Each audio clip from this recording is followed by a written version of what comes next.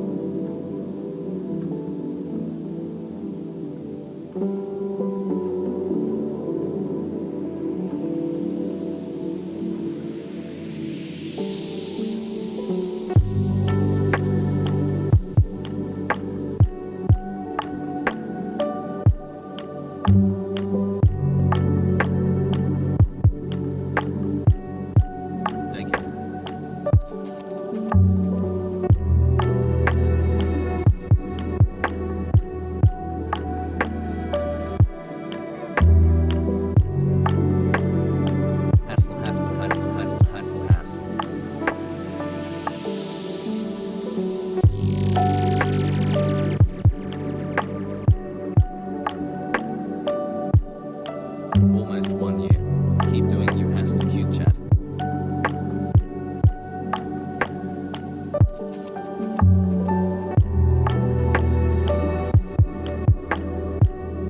Pre-show hype train baby. Love you Hasan.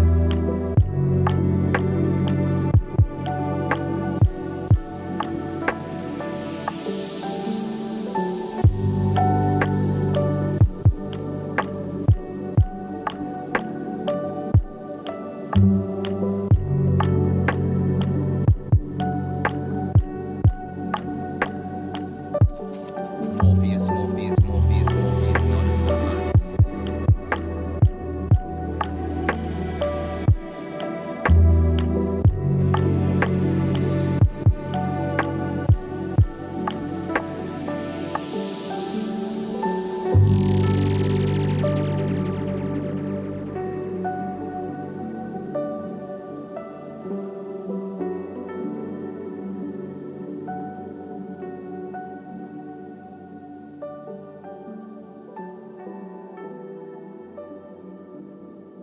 Wild.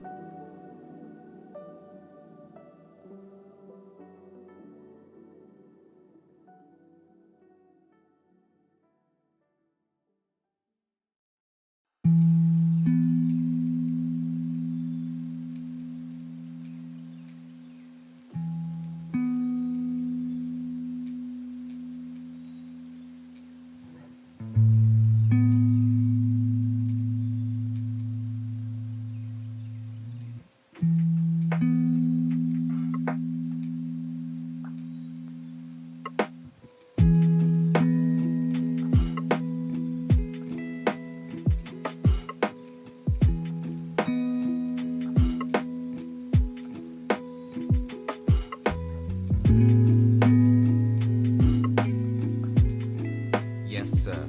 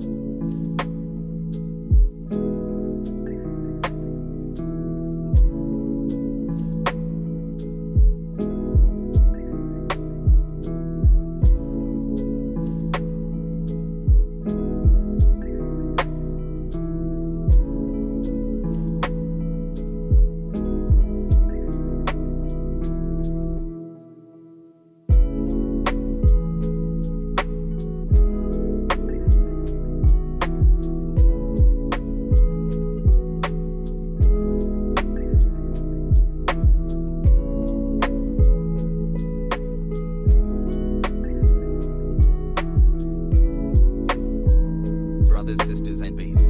It is time, Peepo Baba.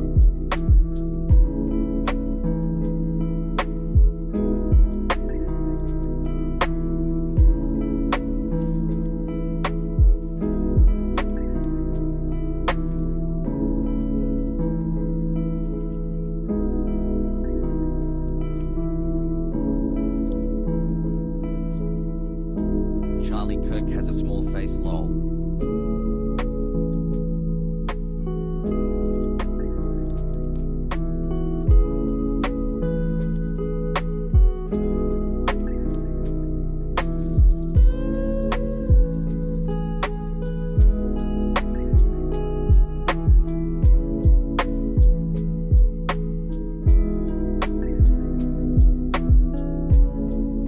Glad to be here.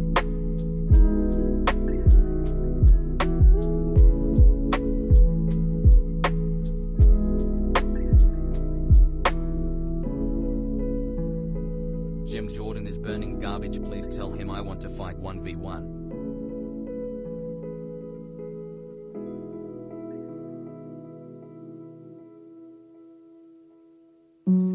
Check. Check, check. Checkity, check, check. Checky, check.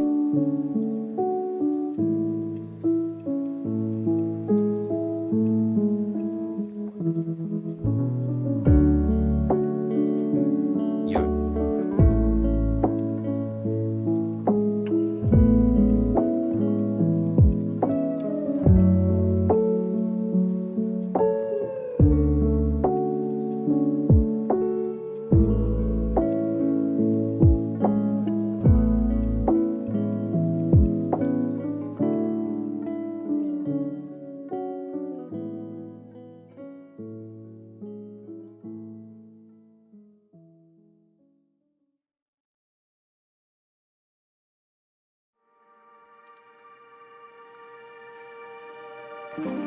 Pour one out for my homie Sheldon A. Pour one out for my homie Sheldon A. Pour one out for my homie Sheldon A.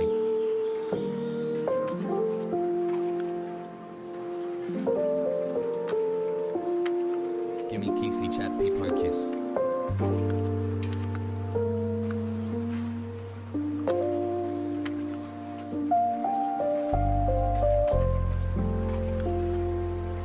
Oh good.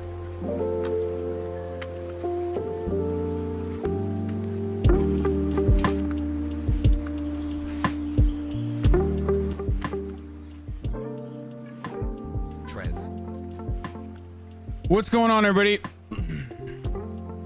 I hope everyone's having a fantastic evening, afternoon, pre-noon, no matter where you are in the world. I'm Hasan Piker, and this is the HasanAbi podcast coming to you live from sunny California, Los Angeles. We are live once again, folks, boys, girls, NBs. We are live and alive today. 5 grueling nightmarish months in this hell world where time moves like molasses, but it's been fun here with the best community on Twitch and the buffest babysitter since Arnold in Kindergarten Cop. R.I.P. Shelly the Shark. Okay, that was a big one. Folks, it's Tuesday, January 12th, 2021, 11:39 a.m. and I'm a little late. Sorry for the believers. I apologize. Believers probably thought that I was Believers thought that I was on, so they thought, like, for sure he'll be going live, when the real non-believers were correct because they knew I was playing Rust.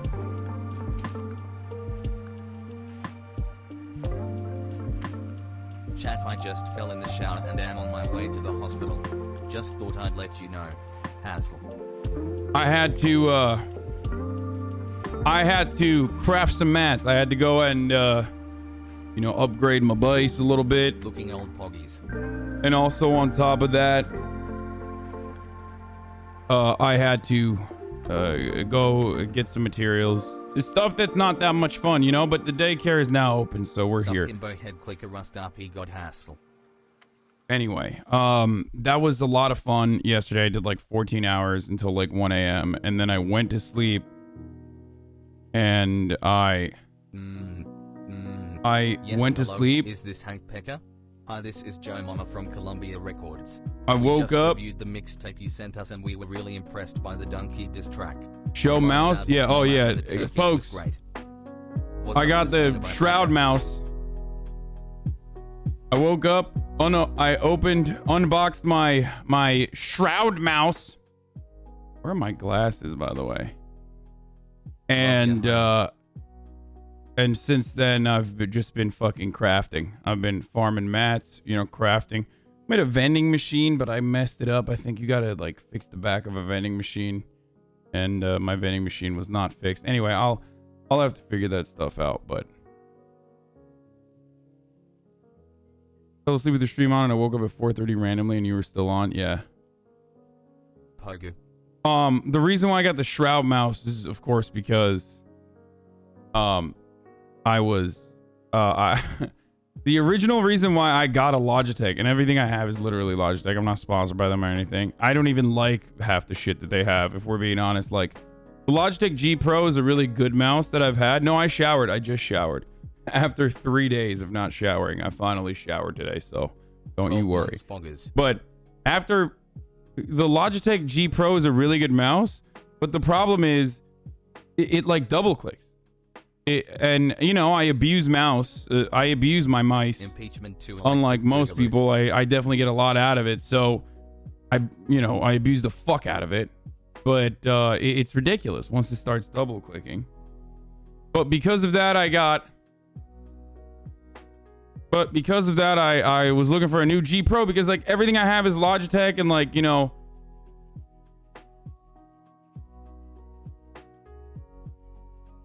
love you, Hasan, and chat now. Say it back, Hassel. it's not charging for some weird reason. I don't know what the fuck is going on. Very strange. Catboy, when? I got 2 Logitech mice, so because I thought, you know, one will charge while the other will work. I don't know. I don't know what's going on though. It says like the level is critical. Maybe if you have 2 on at the same time, it like... Oh no, never mind. The Shroud one is at 50%. Okay, good. So anyway, I got the Logitech mouse, and like, you know, the charger, the deck, everything is fucking Logitech. So like, I can't just go and get like a Razer Death Adder or some shit like that. Which is why I was unfortunately, this was the only Logitech G Pro mouse that was available on the market, so I just purchased a Shroud Logitech G Pro. Now I have a Shroud mouse, like a goddamn stan. Hit the charging mouse pad. I have the charging mouse pad. The problem is I also have a very big mouse pad on top of that, so I have to place the charging mouse pad elsewhere.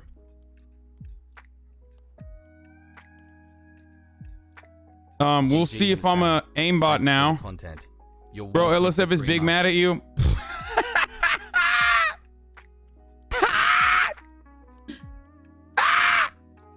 I don't give a fuck, dude. What else is new? Look, the LSF is mad at me. Why? Because I said that it's not the same when like black people say white feelings don't matter in regards to like very clearly talking about BLM, because someone found like a bunch of, you know, tweets that really are mathematically created to bring about the worst parts of like people getting angry at people of color.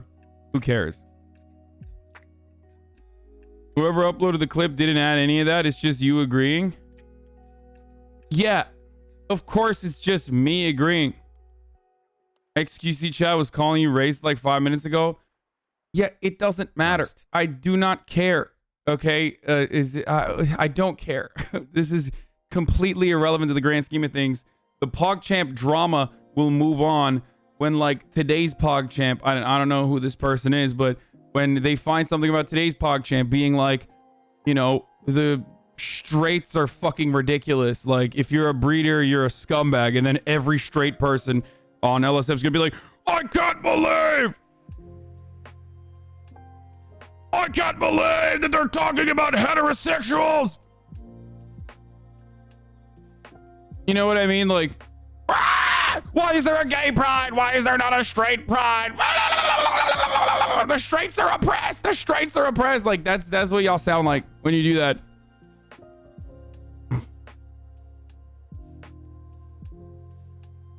Yeah, unbelievable anti-straight propaganda coming out.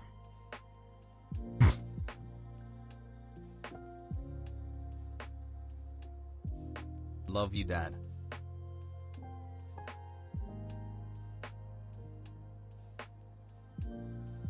Anyway, it doesn't matter. None of it matters because we're doing the news, baby, and LSF news is not the news, okay?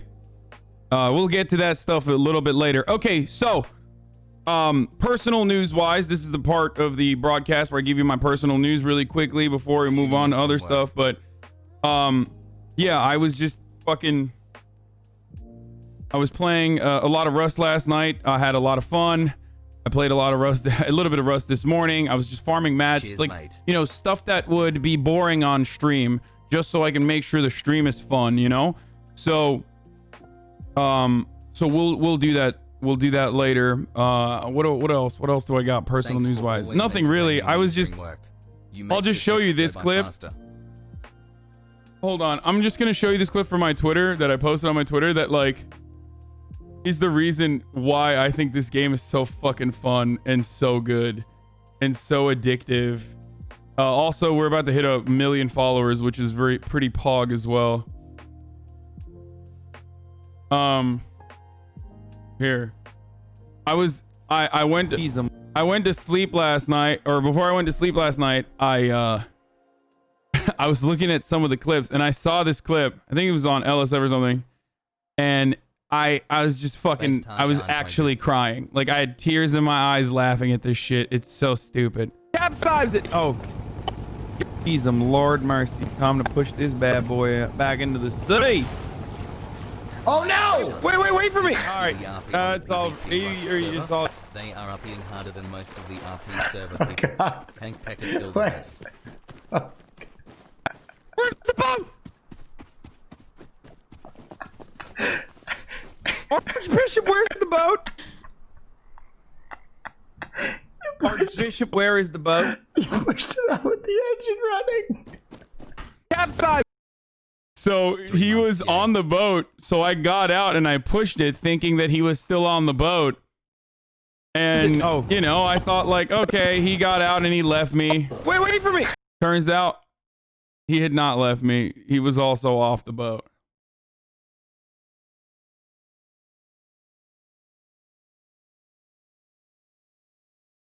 Anyway.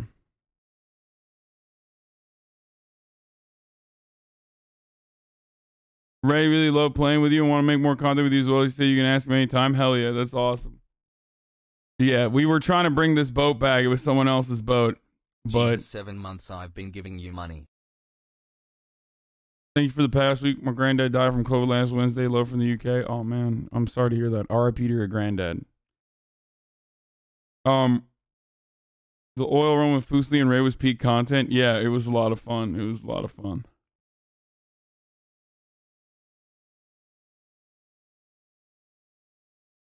Okay. XQCS chat is full of there was a rap battle. I mean, I'll show you that too. Okay, personal news wise, but like I'll play this part too. I was so fucking proud of myself for this. Well, I'm proud of this community because y'all absolutely got me fucking through this here. Donkey, you make bad videos. What's next? You gonna go to Vimeo? Donkey, you're smelling kind of funky. You're bad, you couldn't beat Splunky. Every time I stream, I sit down for a meal. Once I win this battle, you'll be crying, stop to steal. Donkey, okay, the rest of it's you're a fucking broke boy. You'll need this scrap. I'll tell you go home, boy. Mondays, maybe for motherfucking drama, but my dick can't get enough of your mama. It's not enough to go back and forth. Time to spit bars like the Force. I'm about to talk in Turkish for the next portion, so you might not understand what I'm about to say. Donkey, geldin buraya, neden geri verdin? Gelemedin ama gel beni verdin. I'm just making stuff up at this point. I'm speaking in Turkish, but it makes no sense. Okay, it's so embarrassing. The Turks are in here right now, and they're probably like, they don't snitch on me. Don't snitch on me, Turks. Ulan söylemeyin Amerikalılar ama hiç bilmiyorlar, anlamıyorlar. Ben de o yüzden sallıyorum götümden. Gel bana verdin, geri geldin falan gibi. Because it sounds good. Amerikalılar İngilizce biliyor. Anlamıyorlar dediklerimi bilmiyor. Pepega dedim bana burada. Gel beni usta. I'm just saying Americans don't know what I'm saying. They can't understand. Pepega.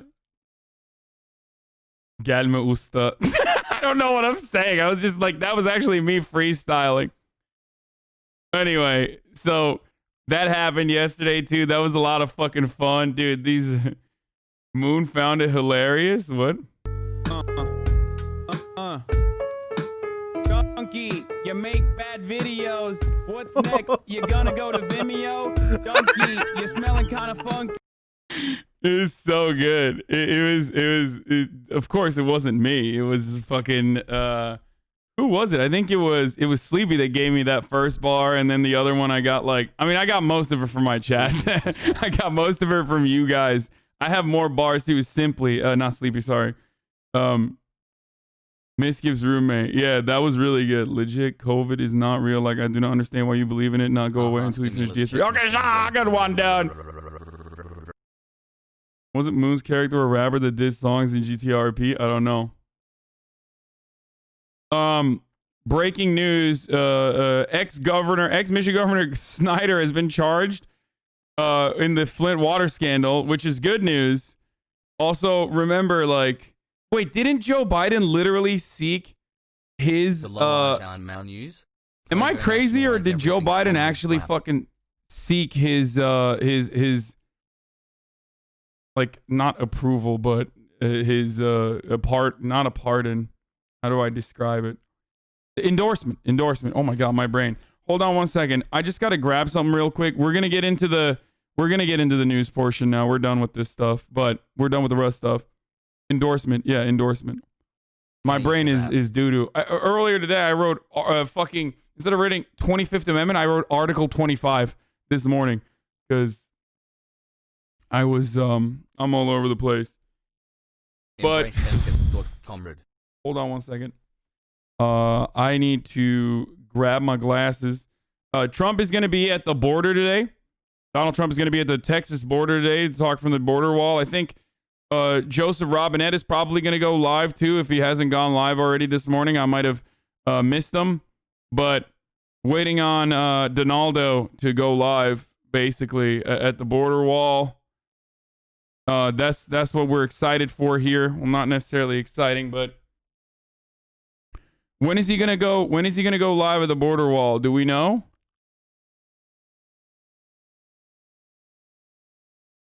Yeah, he's going live. The House is voting. House is voting on impeachment against Donald Trump.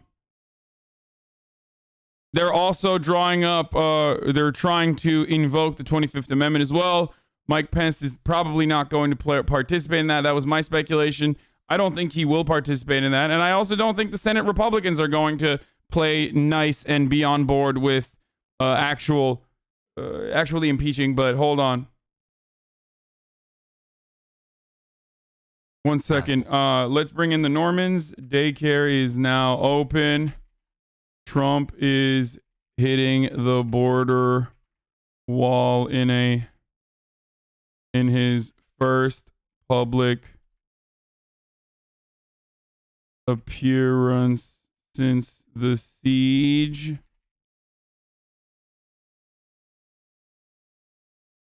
Dems are show in here in a few minutes. Drawing up articles of impeachment. Join now. www.twitch.tv/HasanAbi.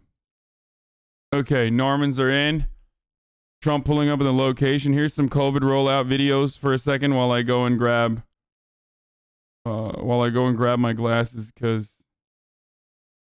but yeah, the live stream is supposed to start soon, but we're waiting on President Donald Trump delivering remarks at the 450th mile of the border wall, folks.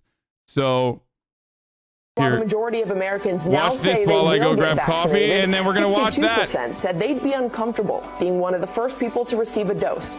All of these issues together are leading to vaccines sitting in freezers instead of getting into arms.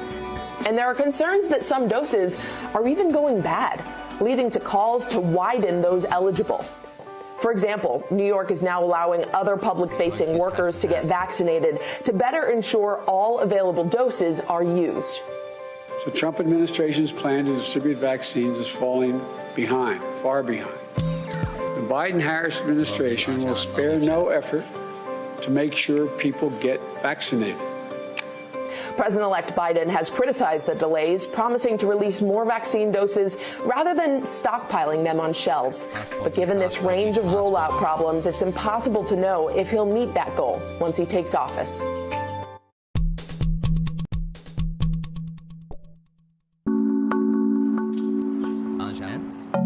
After months of doing his job from home and teaching health classes over Zoom, Chicago public school nurse Dennis Kosuth is expected back inside this building for the first phase of the district's reopening plan. But unless there's an emergency... I've been working outside, so I've got 4 pairs of pants on. I've got these serious boots. These are Canadian boots.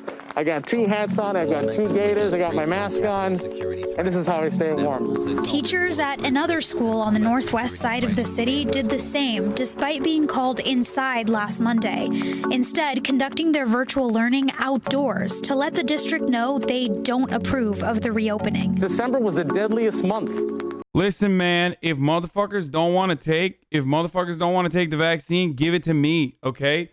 I will take it. I will take it. I will take the extra dose. I will take all the vaccines. What the fuck are these people doing? Like, I tweeted about this yesterday, but like, I would literally, I mean, first of all, it's not me. Like, I want to give it to my mom. Take my money. Like, I don't want to take the vaccine myself first. If I have an opportunity, then fuck yeah, I'll take it. But I want to give the vaccine to my mom because that's the only person I fucking see every goddamn day. And that's the only reason why I'm so fearful. It's not like if I fucking get COVID, I'm gonna like be around numerous other people. You know what I mean? At this stage, I've literally gotten to a point where I'm like, I don't want to get COVID. I'm terrified of it personally, but like the real fear that I have is just giving it to my mom, right? I don't want to get the long-term complications or anything like that, but if I have an opportunity to get the vaccine to my mom, like at least I could, you know, go back to the outdoor gym without being fearful that like even stepping a foot outside of my fucking door means that I'm going to get COVID because like 1 in 10 people in Los Angeles have COVID now. It's nuts. In America at HasanAbi. Like I can't do anything. I don't want to go to the grocery store. Like I don't want to do anything. I don't want to walk outside of my house. I'm fucking terrified. And like, if you live in Alabama, you're like, I don't understand. What the fuck do you mean, you pussy? Like, bitch, you have social distancing built into your fucking life, dude. You know what I mean? Like, it's so goddamn rural everywhere else that it like will never really impact you in that way. Sobering start of the day. So I'm just terrified. What is this? This is the... I'm sorry. This is the 10th. I apologize. I'm gonna try to get through this. This is the 10th hospital that I have been in. And to see the way that these families have to live after this and the heartache that goes so far and so wide.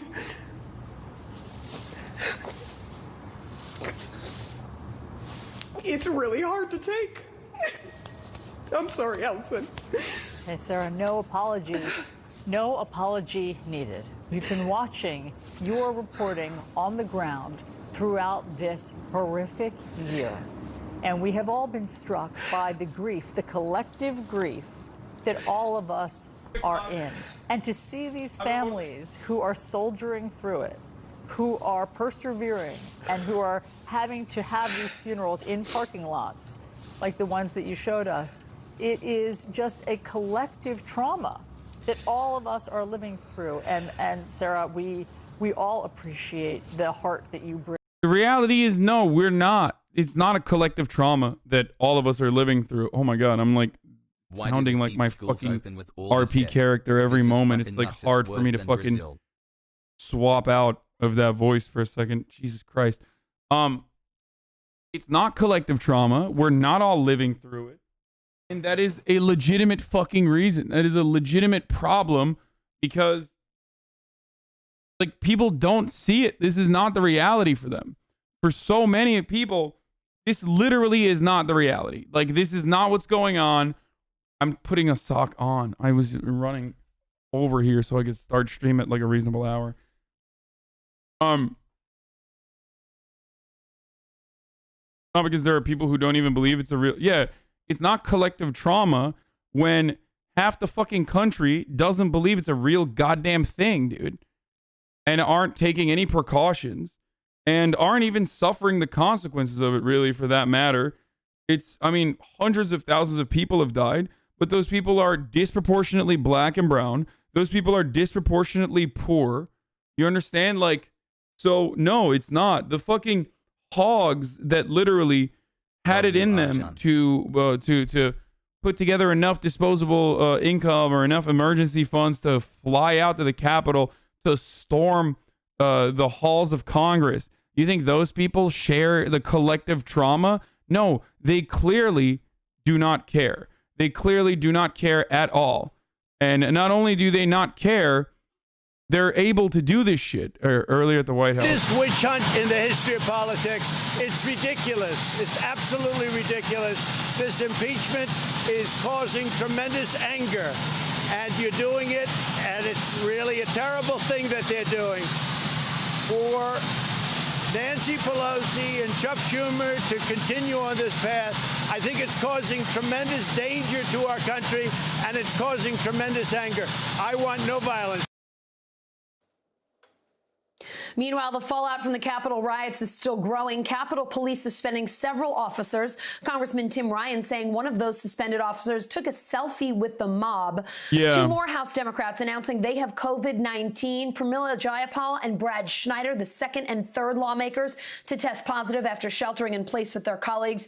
Jayapal blasting unmasked lawmakers for creating, quote, a super spreader event on top of a domestic terrorist attack. NBC News correspondent Leanne Caldwell is with us now from Capitol Hill.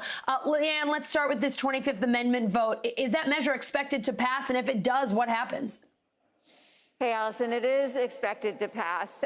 There has been no, but it's not going to have much teeth. So it calls on Vice President Mike Pence to go ahead and invoke the 25th Amendment. It can't force him to do so. What it's doing is just putting the onus and putting the spotlight on the Vice President, who was in that room and being rushed out of it to safety to do something about the current president, who this amendment resolution says incited an insurrection. But it will pass, Allison, but the main event is tomorrow when they do vote and take up the article on impeachment. Thanks, Mom.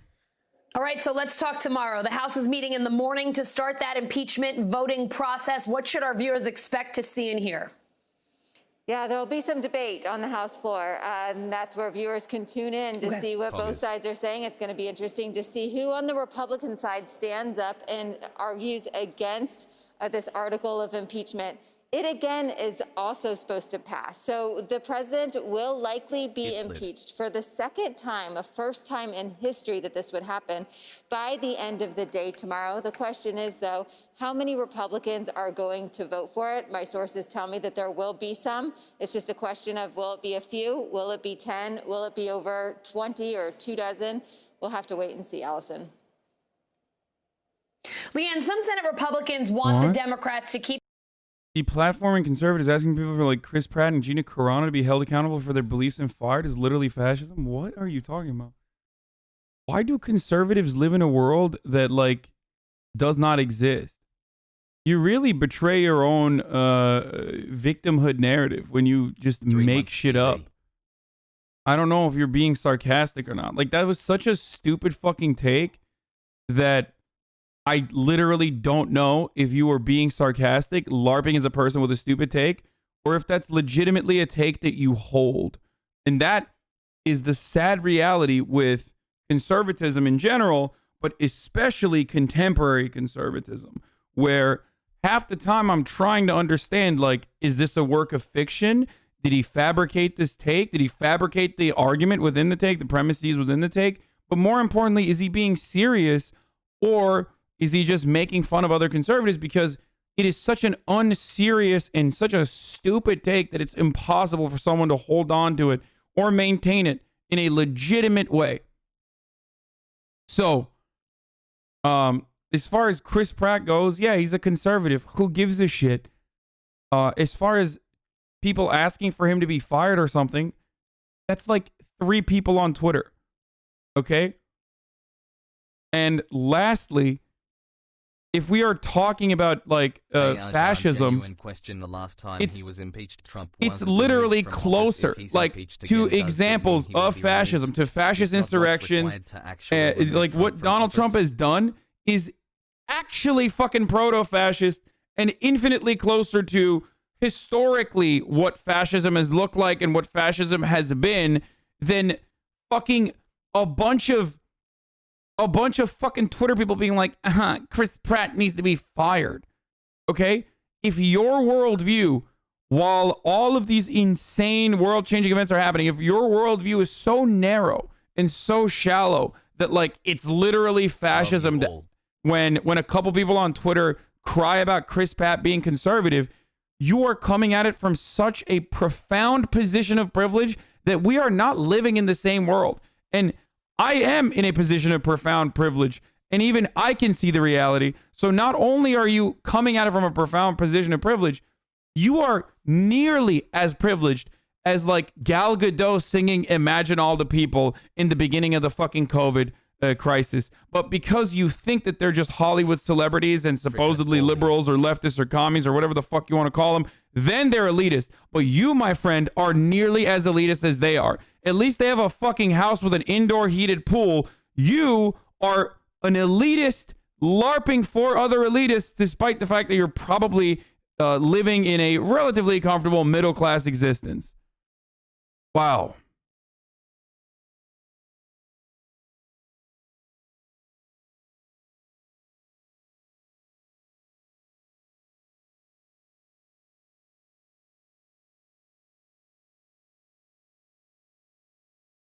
Hassle. Oh, he took questions for 3 minutes? Let's take a look at this shit. Let's take a look at this horrible audio. We're going to Texas. We're going to the southern border. As you know, we've completed the wall. They may want to expand it. We have the expansion underway. It's been tremendously successful, far beyond what anyone thought. We're stopping in large numbers the drugs coming into the country for many, many years and decades. We're stopping a lot of illegal immigration. Our numbers have been very good. There does seem to be a surge now because people are coming up. Some caravans are starting to form because they think there's going to be... Yeah, right. Fucking caravans are starting to form. Bitch, you ruined the country. If anything, caravans are leaving the country, motherfucker. There's like caravans of people trying to get the fuck out of here. It's like COVID hellhole, bro. On the southern border. Don't worry, you don't have a re-election coming up. We want no violence, never violence. We want absolutely no violence. And on the impeachment, it's really a continuation of the greatest witch hunt in the history of politics. It's ridiculous. It's absolutely ridiculous. This impeachment is causing tremendous anger, and you're doing it, and it's really a terrible thing that they're doing. For Nancy Pelosi and Chuck Schumer to continue on this path, I think it's causing tremendous danger to our country, and it's causing tremendous anger. I want no violence. Thank you very much. Thank you, everybody. Is he still threatening? Am I crazy, or is he still... Is that like a threat? Hassle. When he says, like, you're causing tremendous anger and you're going to cause violence, like... I don't want no violence. It honestly feels like he's saying, like, if you impeach me, motherfuckers are gonna get mad and like do stuff, and oops, it'll be out of my control. First of all, fuck him. Okay, seriously, fuck him. Secondly, fuck the entirety of the Republican Party, because remember, they have allowed him to be this way for the longest time, and even before him, they created an environment in which, like, those hogs that are now storming fucking Capitol buildings and shit are literally emboldened to take action in this way that they have. So Trump might be the straw that broke the camel's back, but the Republican Party has been piling on top of the camel's back for the longest fucking time. Okay? They took the camel out to the desert. They loaded the camel. Trump is simply the straw. Okay? Anyway, he's live now. Let's take a look at what he has to say. Dumbass. Excuses. And you set records, and we can't let the next administration even think about taking it down, if you can believe that. I don't think that will happen. I think when you see what it does and how it's so important for our country, nobody's going to be touching it. And you are very proud of it, and you're proud of the work you did, because we really designed it together. We're joined together to celebrate a great achievement, the extraordinarily successful building of the wall on the southern border. Before we begin, I'd like to say that free speech is under assault like never before. The 25th Amendment is of zero risk to me, but will come back to haunt Joe Biden and the Biden administration. As the expression goes, be careful what you wish for. The impeachment hoax is a continuation of the greatest and most vicious witch hunt in the history of our country, and is causing tremendous anger and division and pain, far greater than most people will ever understand, which is very dangerous for the USA, especially at this very tender time. And now I'd like to briefly address the events of last week. Millions of our citizens watched on Wednesday as a mob stormed the Capitol and trashed the halls of government. As I have consistently said throughout my administration, we believe in respecting America's history and traditions, not tearing them down. We believe in the rule of law, not in violence or rioting. Because of the pandemic, horrible, invisible enemy, and despite our tremendous success developing a vaccine years before it was thought even remotely possible. Nobody thought it was going to be possible. They said it would take 5 years. Sir, it will take 7 years. All of our scientists were saying, our advisors, it will take 7 years, 5 years, 10 years maybe. Well, we did it just like I said we would, and we had it out years and years before they thought it was possible. And we're now delivering it to states, including your state, where your governor and government are doing a terrific job in getting it administered. Texas and Florida is doing great. Some of them are doing great. Some aren't doing as well, but they have all they can handle, and we get it to them as fast as they need it, and even faster. But they're calling it a medical miracle, and this has been a difficult year and a very difficult election. The pandemic has made it a very, very difficult year for our country and virtually every country all over the world. Now is the time for our nation to heal, and it's time for peace and for calm, respect for law enforcement and the great people within law enforcement, so many are here, is the foundation of the MAGA agenda. And we're a nation of law, and we're a nation of order. That is why we're here today to talk about what we must do to uphold the rule of law in America and how we must continue to support our law enforcement heroes, which is exactly what you are. Do you feel like a hero? Yeah, I think you do, right? You're a hero. Do you feel like a hero? Believe me, you are. I want to thank Customs and Border Patrol Commissioner Mark Morgan, who's been incredible. Where's Mark? Mark, stand up, Mark. Great job. Fantastic. Chief Patrol Agent Brian Hastings. Brian, thank you very much. Great job. He's so happy with it. He said, sir, this really works. And most importantly, the brave law enforcement officers who risk their lives every day to protect our families and our country. I also want to thank a tremendous gentleman, a friend of mine, Tom Homan, He's a great American patriot, and he was with us right from the beginning, right, Tom? You knew exactly. He said, we need a wall. When they were saying, no, we need drones, we need drones. I said, why? So you could watch the people pour into our country illegally? And I want to thank you very much, Tom. What a professional job you've done. All of you people, incredible. Everyone here today is part of an incredible success story. This is a real success story. When I took office, we inherited a broken, dysfunctional, and open border. If this is a real witch hunt, why don't we try the swim test cap? What?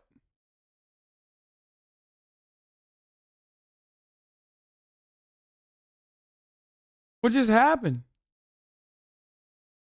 Coronas. No, that's the FBI's live stream. We're going to return to that for now, but the cartels, the coyotes, and the special interests, and we restored the rule of law. For years, why is the White House not ran live? for office promising to secure the border only to get elected and to do the absolute exact opposite. They even promised a wall, if you remember. About 10 years ago, they promised a wall, but they couldn't get it built. It wasn't easy getting it built.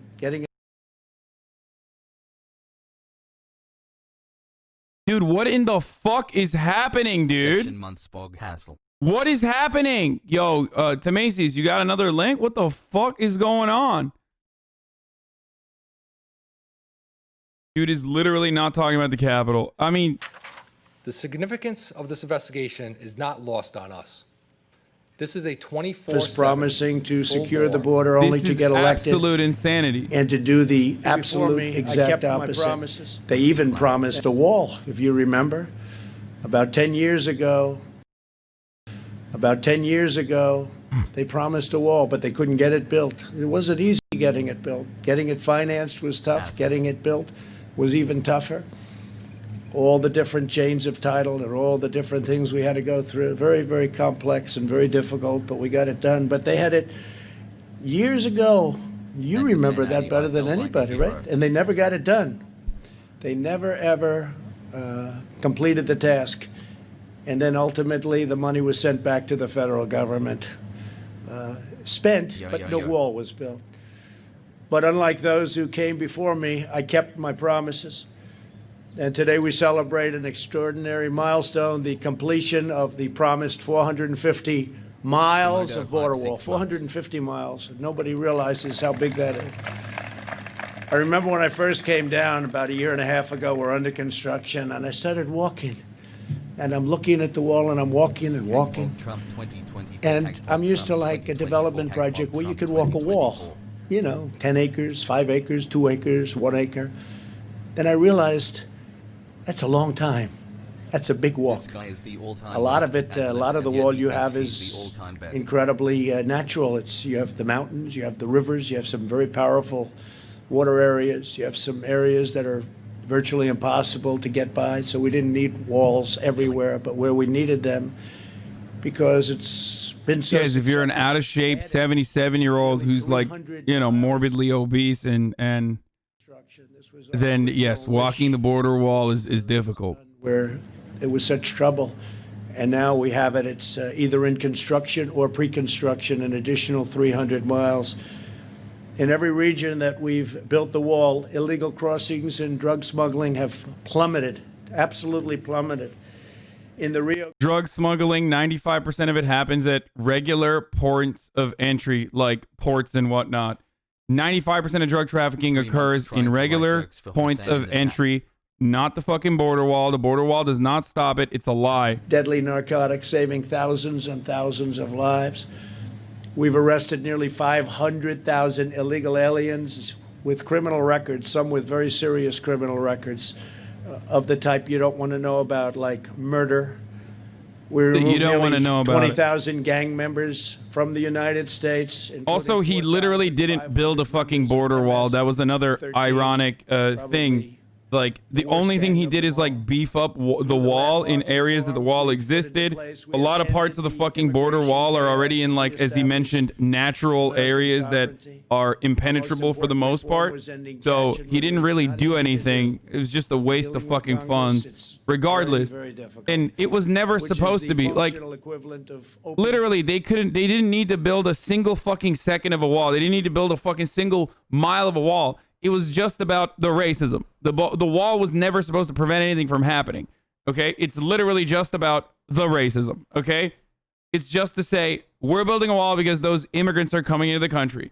That's what it's always been about, and that's what it will always be about. So, like, if this was the only piece of the border wall that they built, it still wouldn't change a thing in the minds of, you know, people living in fucking Nebraska, brother. Like, that's it. It's just a waste of U.S. resources. But the big reason why it's a problem is because, one, it's a waste of U.S. resources, and two, it's just like emboldening racist pieces of shit instead of addressing the actual problem.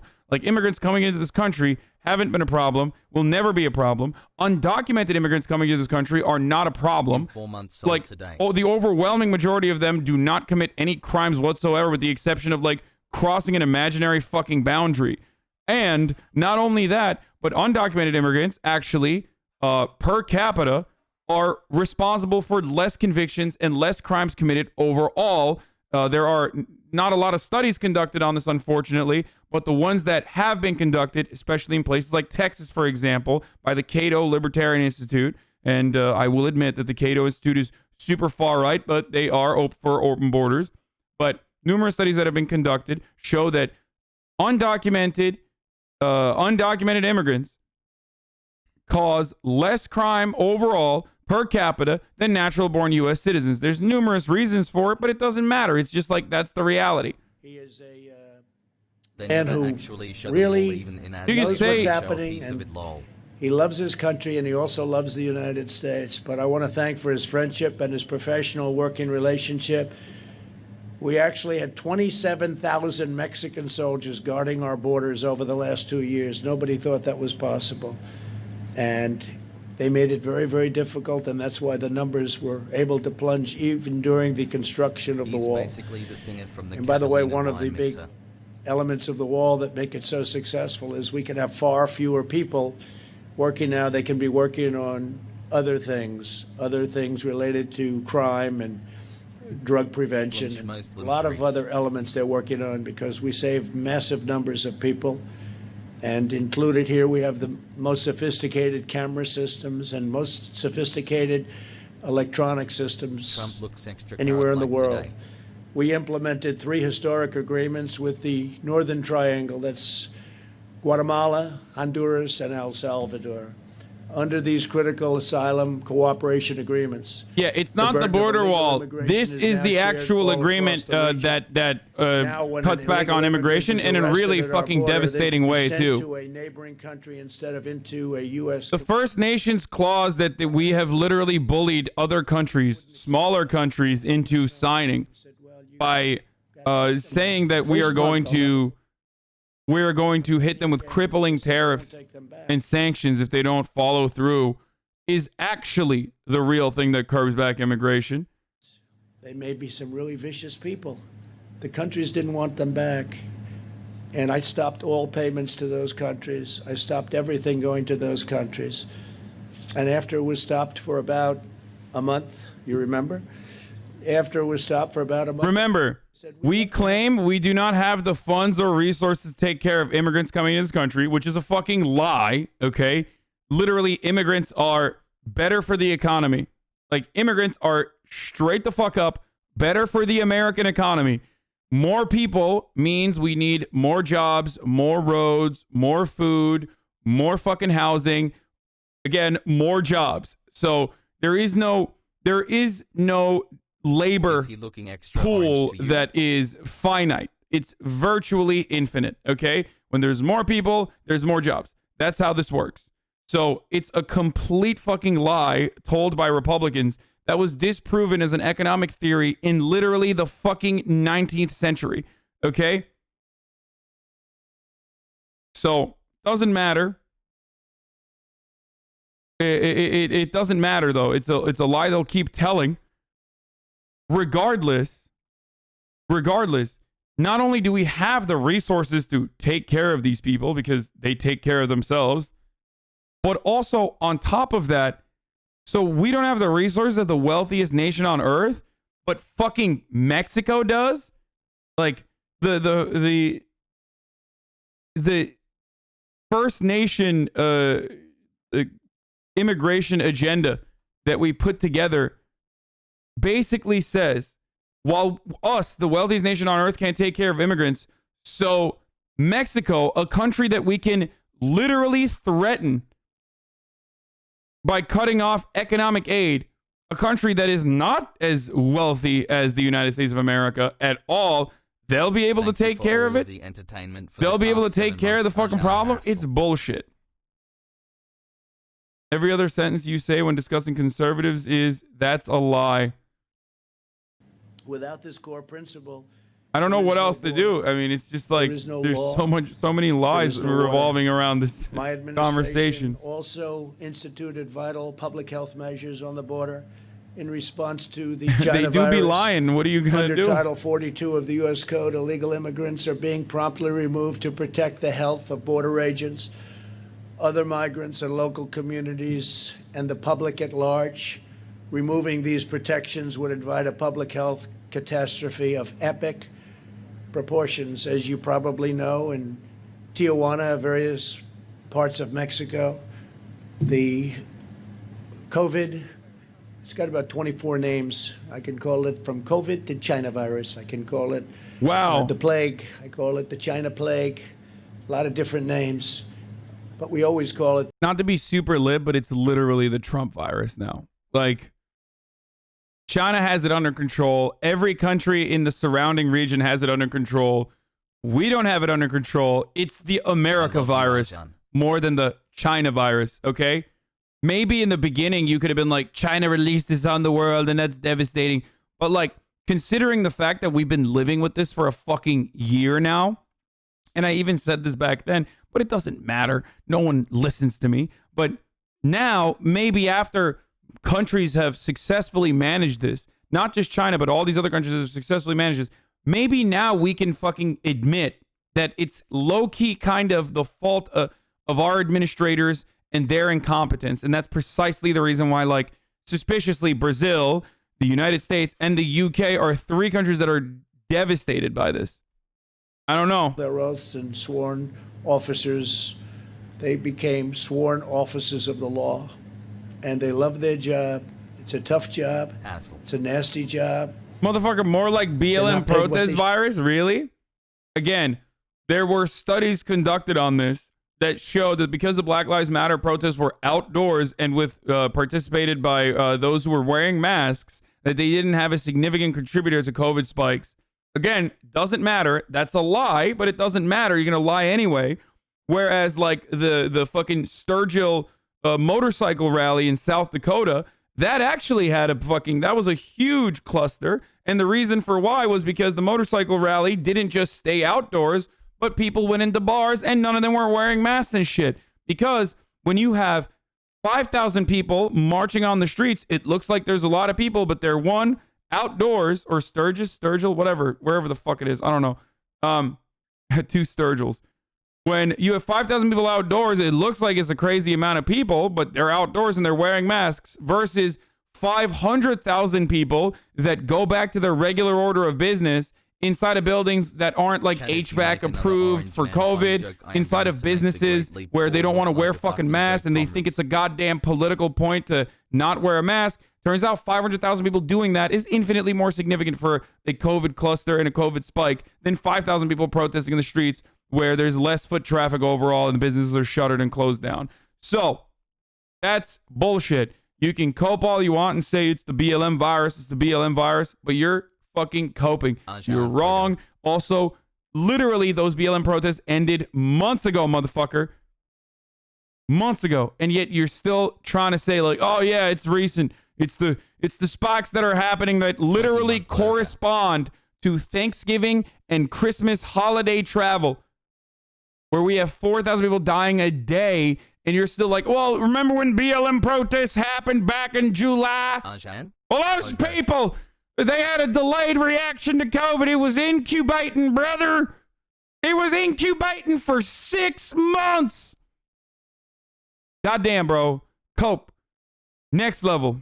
Cope-servative. It would destroy millions and millions of jobs and claim thousands of innocent lives. The policies I put into place are uniformly and strongly supported by the men and women of ICE and Border Patrol. We worked on them together, just like we did on the wall. We worked on the policies together because nobody knows this whole world better than the incredible people right in front of me. To terminate those policies is knowingly to put America in really serious danger and to override the great career experts that have worked so hard. Those from chud that's reeing.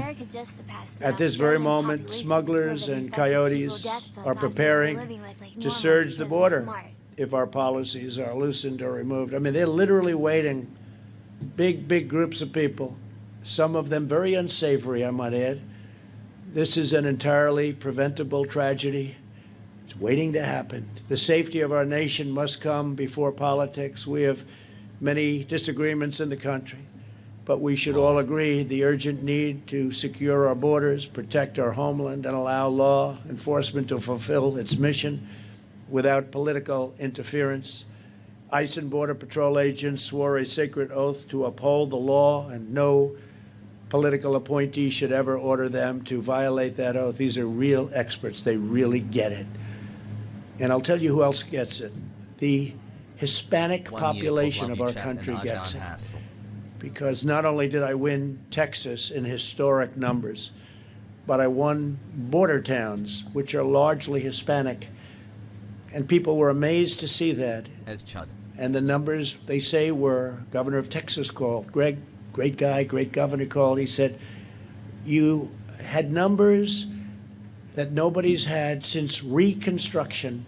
Reconstruction means Civil War, and largely Hispanic. They understand it better than anybody, and they want law enforcement to help them live safe lives. The laws that Congress passed must be upheld. To the men and women of ICE, Customs, and Border Protection, and all across DHS, law enforcement in general, you have earned the everlasting gratitude of our nation. You have no idea how much. This is nearly entirely the fault of the Democratic Party. It's yes, it's gerrymandering, and yes, it's like voter suppression, which Texas is notorious for. But the other part of this equation is literally the Democratic Party. Okay. With Beto, they organized well. They need to fucking copy that and paste it over and over again and do even more as the National Democratic Party. Texas has been the testing ground for many Republicans, for the Republican Party to figure out their Hispanic strategy, Hispanic voter outreach strategy. He's not wrong. 52% of CBP is literally Hispanic. 52% of Customs and Border Patrol officers are Hispanic. That's just the goddamn truth. Okay? Plenty of Hispanic people and plenty of Latino people in general are absolutely also fucking just as racist as the white dude is. Okay? And Hispanic and Latino people know this reality. They know. They got people in their communities that are like this. The difference, though, especially with the Hispanic vote, is that one, it's not monolithic. It's not like one fucking big brown vote that you can capture. There's plenty of differences in opinion. But if there is one area where most Hispanic population members that have been studied agree on, and it doesn't matter how fucking old they are, it doesn't matter how young they are, it's that they are on board with bigger government. They literally want more government spending. They literally want more social safety nets. They are on board with Medicare for all in incredible numbers. Most of the older, very conservative Hispanics, for example, that are Catholic and therefore like anti-abortion and shit, are literally also pro-Medicare for all, pro larger social safety nets. And even in the worst way to ask that question, which is, would you rather have a bigger government or a smaller government? They side with bigger government. Texas Republicans in charge of outreach for the Latino population there know this reality, which is why they never talk about that part of the equation and only beef up the Catholicism angle and only beef up the fucking social conservatism angle. Democrats, on the other hand, are like, well, these guys are socially conservative. But, you know, we just, I guess we just got to keep saying Donald Trump is racist and it'll work. No, motherfucker, you have to give him something. Politics is transactional. I've been saying this for fucking years. I'm going to keep repeating it over and over again until I die. But politics is transactional. You have to offer them something. And in order to win the Texas Hispanic population, or in order to win the Hispanic population in general, easy. Get on board with Medicare for all. Get on board with fucking more Social Security payments. Get on board with more government spending. That's how you captivate the Latino vote. There's a reason why Bernie Sanders was the most popular politician amongst the Latino population, and like literally had a shot at even winning the Democratic primaries as a consequence of that, because Latinos carried Bernie. Okay? Because they want the government to work for them. Arjan, thanks for moving me from a reactionary to commie. KristoferYee said this about your rap battles. What's next? You gonna go to Vimeo? That's so bad. Okay, I can't. No, that rap battle was. I can't. I just can't. I need good bars. I need. Fuck you, KristoferYee, bitch. No, I'm just I kidding. need someone to go in. I volunteer. I need someone to be like. I need someone to be like, Hasan, your rap game is shit. And honestly, I'd rather be sucking your dick. Wait, what? No, wait, hold on.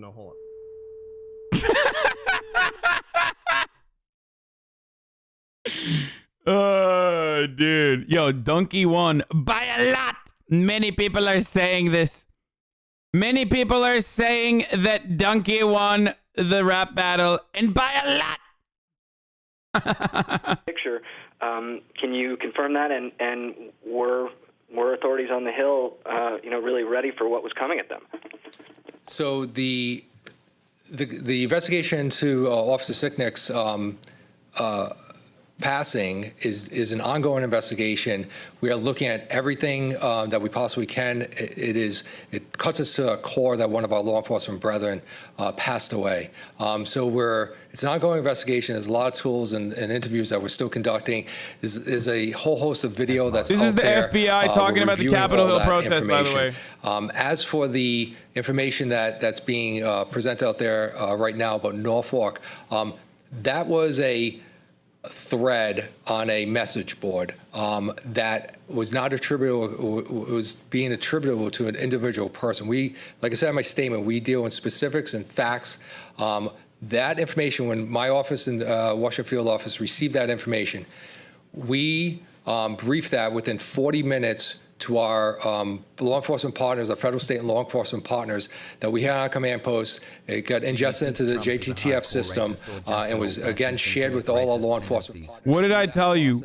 Everyone in Boston is genetically Irish, and Irish Americans are genetically cops, okay? Shouts out to all the Irishmen in my audience who have been able to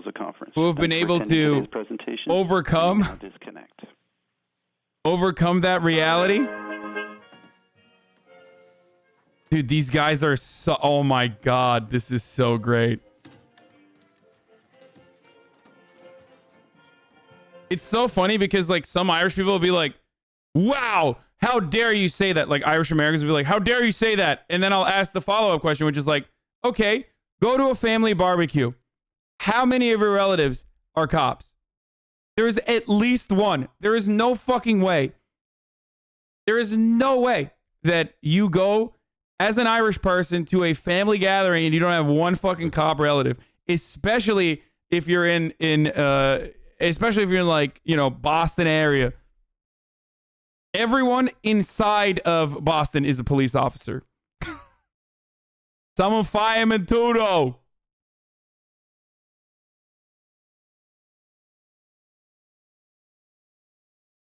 That's true. No barbecues in January, guy. Fucking idiot.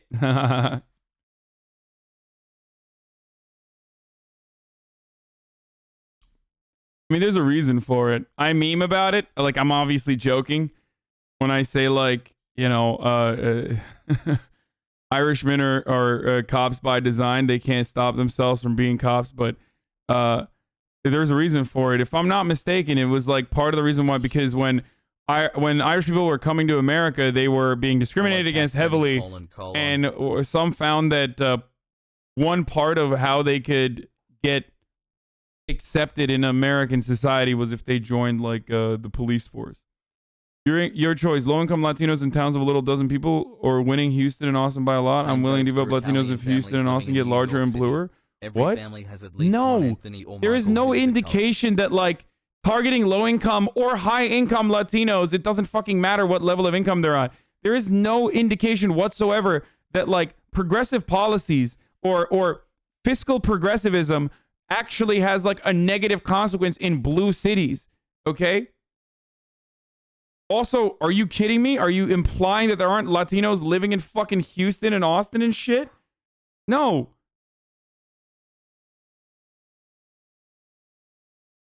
There's a new Jordan Klepper video out, really? Irish Bostonian here. Yup. MAGA lady freak out in front of Schumer? I am glad I didn't think that the Trumpsters had it in them. I didn't think the conservatives did. But you know what? You racist socialists can dish it out, but you can't take it. And remember this, Adolf Hitler was a socialist. And that's exactly who you follow. Yeah, Adolf Hitler. That's true. Yes, Adolf Hitler, famous socialist Adolf Hitler, famous for, I don't know, like advancing healthcare initiatives and whatnot, right? Definitely not the nationalism. How can people do this? It will never make sense to me how people can be like, Adolf Hitler was a socialist because it's in the name, and definitely not a nationalist, even though that's literally in the name, and that's what they ended up following. Like, they're not most notable for fucking continuing the Autobahn. They're most notable for doing nationalism. And even then, Adolf Hitler was not a fucking socialist. He killed all the socialists.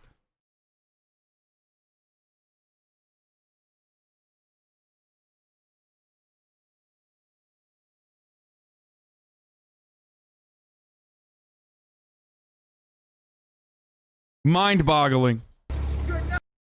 Also yelling at a Jewish dude about how he's Adolf Hitler while simultaneously justifying the beer hall push that they just did. God, Americans are so fucking brain dead, like dude. It blows my fucking mind how stupid a human being can get. It honestly is remarkable, okay? It is honestly remarkable how fucking stupid Americans can be.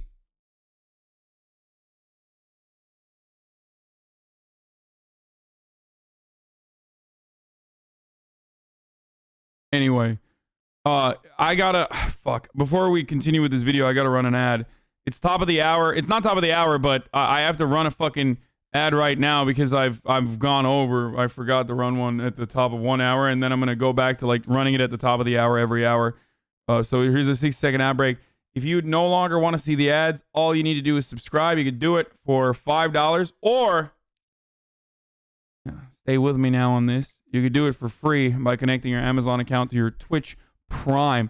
Twitch Prime, you get one free monthly ad that you can use on your favorite streamer. Here's the ad.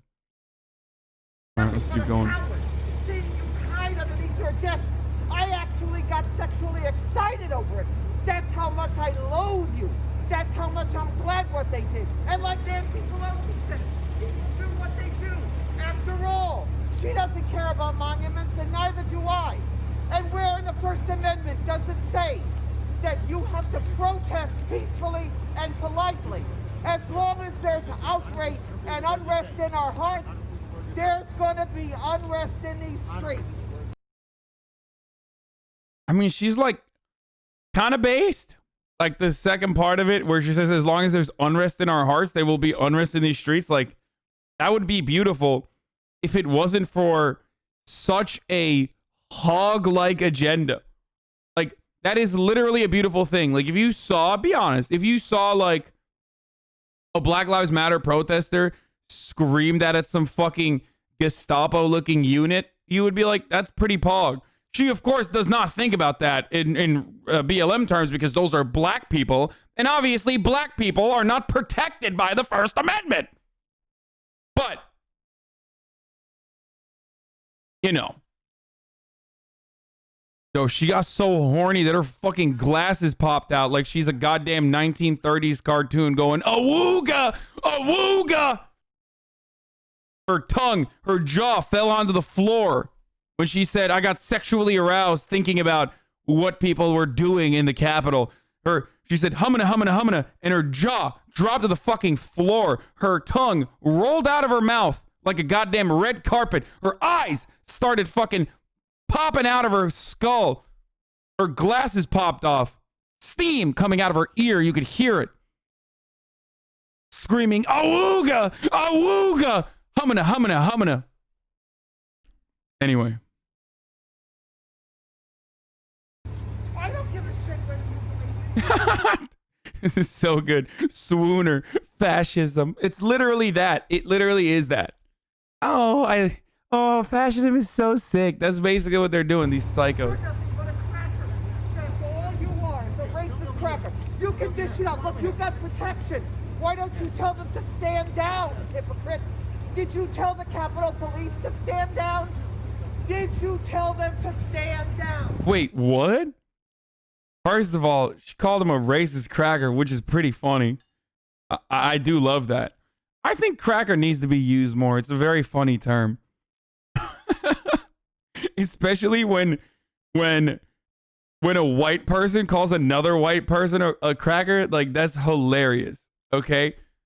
Like, especially when a Republican, which is like at the peak of being a cracker, is calling a Democrat like Chuck Schumer a cracker, is hilarious.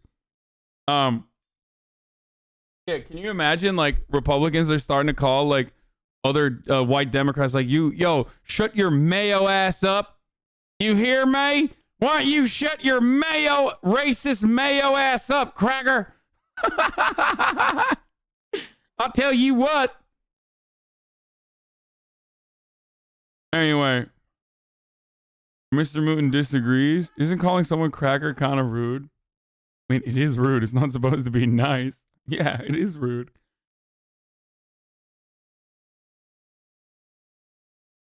Why is Chucky giving a press conference on the street? Because he's a man of the people. There's a rumor on Fox about how the cops were told to stand down by Congress to make it worse. I mean, it's not a fucking rumor when the police are investigating internally to find out exactly how many fucking cops literally participated. It's not a matter of, right now, it's no longer a matter of like, did the cops actually help out? It's more so a matter of like, how many cops helped out and in what capacity. 2 people have already been suspended. And by the way, internal investigations of the police, laughable concept. Clearly nothing bad is going to actually happen. There will be no repercussion, no severe repercussions. The overwhelming majority of the police force are literal Trump supporters. They love him. They were on board with the cause that these people had storming the Capitol. Okay?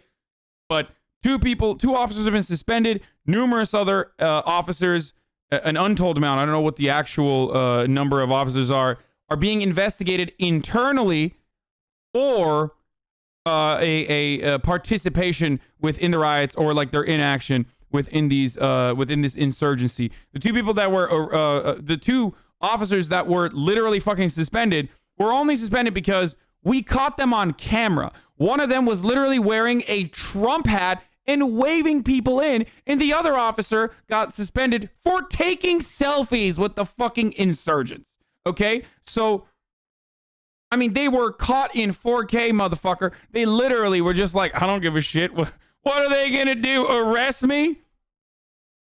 Like, if you're a cop, the sense of entitlement that you have gets compounded on top of the sense of entitlement that you have as a Republican, right? Because cops are Republican for the most part. Like, so you get a 10x factor on top of it. It's like, yeah, I killed a 14-year-old black kid last week. I got a slap on the wrist. What, you think I'm gonna get fucking suspended for taking photos with some goddamn radicals. I wish I wasn't on duty right now so I could storm with you, brother. That's it. That's the fucking take. Answer the question. No, stand down. He told the police to stand down in Kenosha, Seattle, Portland, Chicago, Boston, New York, Los Angeles, and San Francisco. And you know what? These Trump supporters are going to go to your house. They're going to go to Pelosi's house. They'll destroy her vineyards. And I will be right there to support them.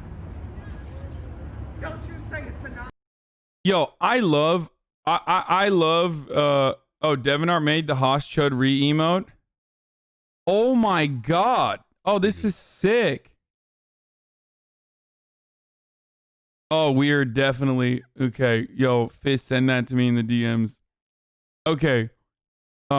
This is, Matt Christman on Trump's coup attempt. If you think that this is a threat to democracy, I'm sorry, we don't have one of those. The idea that it was some attack against sacred institutions is the most profane and disgusting place on earth, the U.S. fucking Capitol building. Yeah, I agree with this part of it, that this is like not a sacred institution that was attacked, but it is absolutely a fucking fascist insurrection. That is unfortunately, the reality is like any sort of fucking anti-democracy or any sort of action that is seemingly against the status quo, and this was functionally not against the status quo, is of course going to be done by fascists because they are allowed to organize. They have the fucking manpower. They have the institutional legitimacy. They have billionaire backing that turns into like these sorts of fascist organizations. And they're also, their worldview revolves around a value in America that is fundamental. What is that value? White supremacy. So that these sorts of actions are not actually legitimately harming the status quo and mostly symbolic. As far as the wall damages or whatever the fuck, I don't care about it. I literally said it the day of. Okay, as far as like the sacred institution of Congress, now that shit's for the birds. But make no mistake, I think these people absolutely deserve punishments. I think this is still unprecedented. I think that this is yet another step on the ladder that we are climbing towards fascism right now. Okay? Hassle. It's not like a laughable thing. I'm sorry. I don't think this is a laughable thing.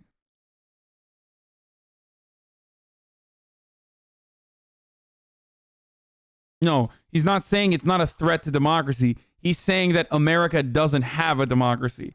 And he's not entirely wrong on that.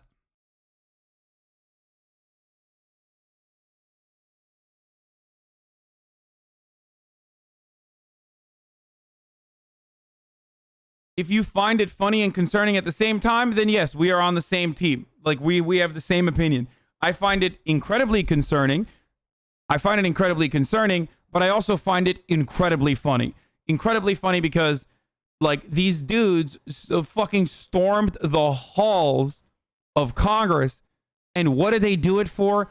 Donald fucking Trump. And then Donald Trump turned around and cucked them the next night because he could not fucking send out Tweety boys, okay? He couldn't sit on his golden throne as he's taking a poop and fucking Tweety boy out, okay?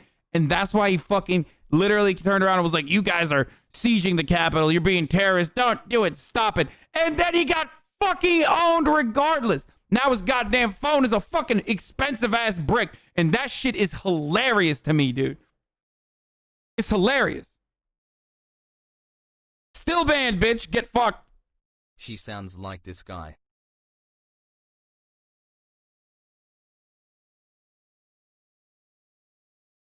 A lady who got radicalized by QAnon, which is deeply concerning and very sad, was trampled on in a stampede at the fucking protest where she brought a "Don't Tread on Me" flag to. She literally got treaded on. A dude who was straight up like posting photos with double AR saying like, come to my neighborhood and you'll get fucked, brought a taser to the rally, put the taser in his pants, fell, The taser fucking tased him in the balls uncontrollably because he fell on top of the taser. And he tased his ball. That was fake? I thought he actually did tase himself. That didn't happen? He did not actually tase himself? Pogo. Hold on. Taser story disproven? Oh, that's devastating. Well, the tread on me is real 100%, but it's real to me, damn it. It's real to me. Wait, what? 4 persons died in conjunction with the Capitol riot. Oh, no. Oh, no. Oh, that makes me so sad. Oh, he just had a heart attack. Oh, never mind. Fuck. Yeah, okay. So the original thing I thought was what happened, which is that his heart couldn't his heart could not fucking handle the fucking excitement, and he just had a heart attack. God damn it.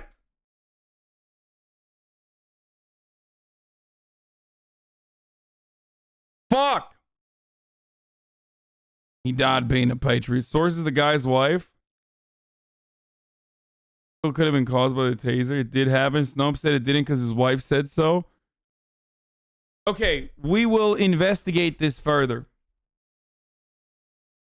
We will investigate the matter further. Yeah. But it was too good to be true. The don't tread on me thing is true.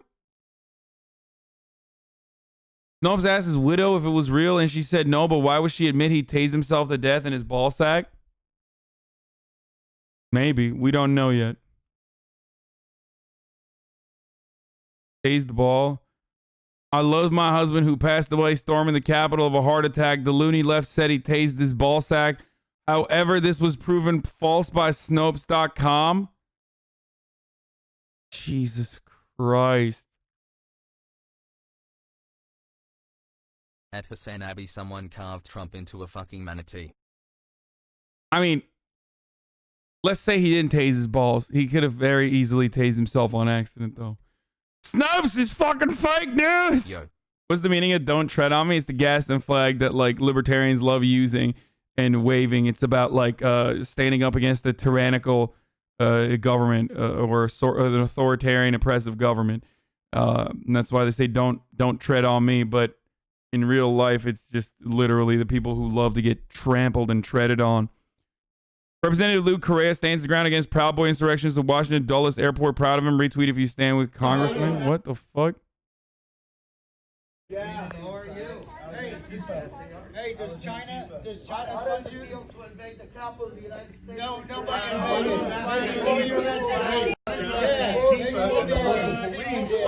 Like this motherfucker, he's just like nothing happened. No COVID, no mask, no problem, motherfucker. That's cool. Yeah, come and spit in people's faces. Like, look, I don't have a problem with annoying representatives, okay? They work for us, and they literally need to remember that, and sometimes you got to get up in their fucking face and yell at them until they recognize that reality. Thank you, especially if they're, like, trying to take your health care away or some shit. Like, so do not mistake me, okay? Do not misunderstand what I'm saying. But, like, what are you doing? You got no mask on, and you're yelling at him about China Antifa. The fuck? Like, coming fresh off of a fucking insurrection? Get the fuck out of here, you dumb fuck. I swear to God, dude. Who coordinated the whole thing going into the Capitol? Go ask them, bro. Yeah, the police let Antifa in. They opened the doors and they walked in. Hey! Dude, I'm sorry. Listen, Sausage Man, you need to stop, okay? Like, I know that there are people. Remember when I was telling you a day after that, like, there were people literally at the Capitol? I know people that literally went to the Capitol who said that it must have been Antifa. Like, it must have been Antifa. They were there, motherfucker, and they were still saying, like, well, I read in the news that it was Antifa, so it must be Antifa. Like, that is a perfect example of how Republicans nowadays operate, okay? Which is unironically 1984, by the way.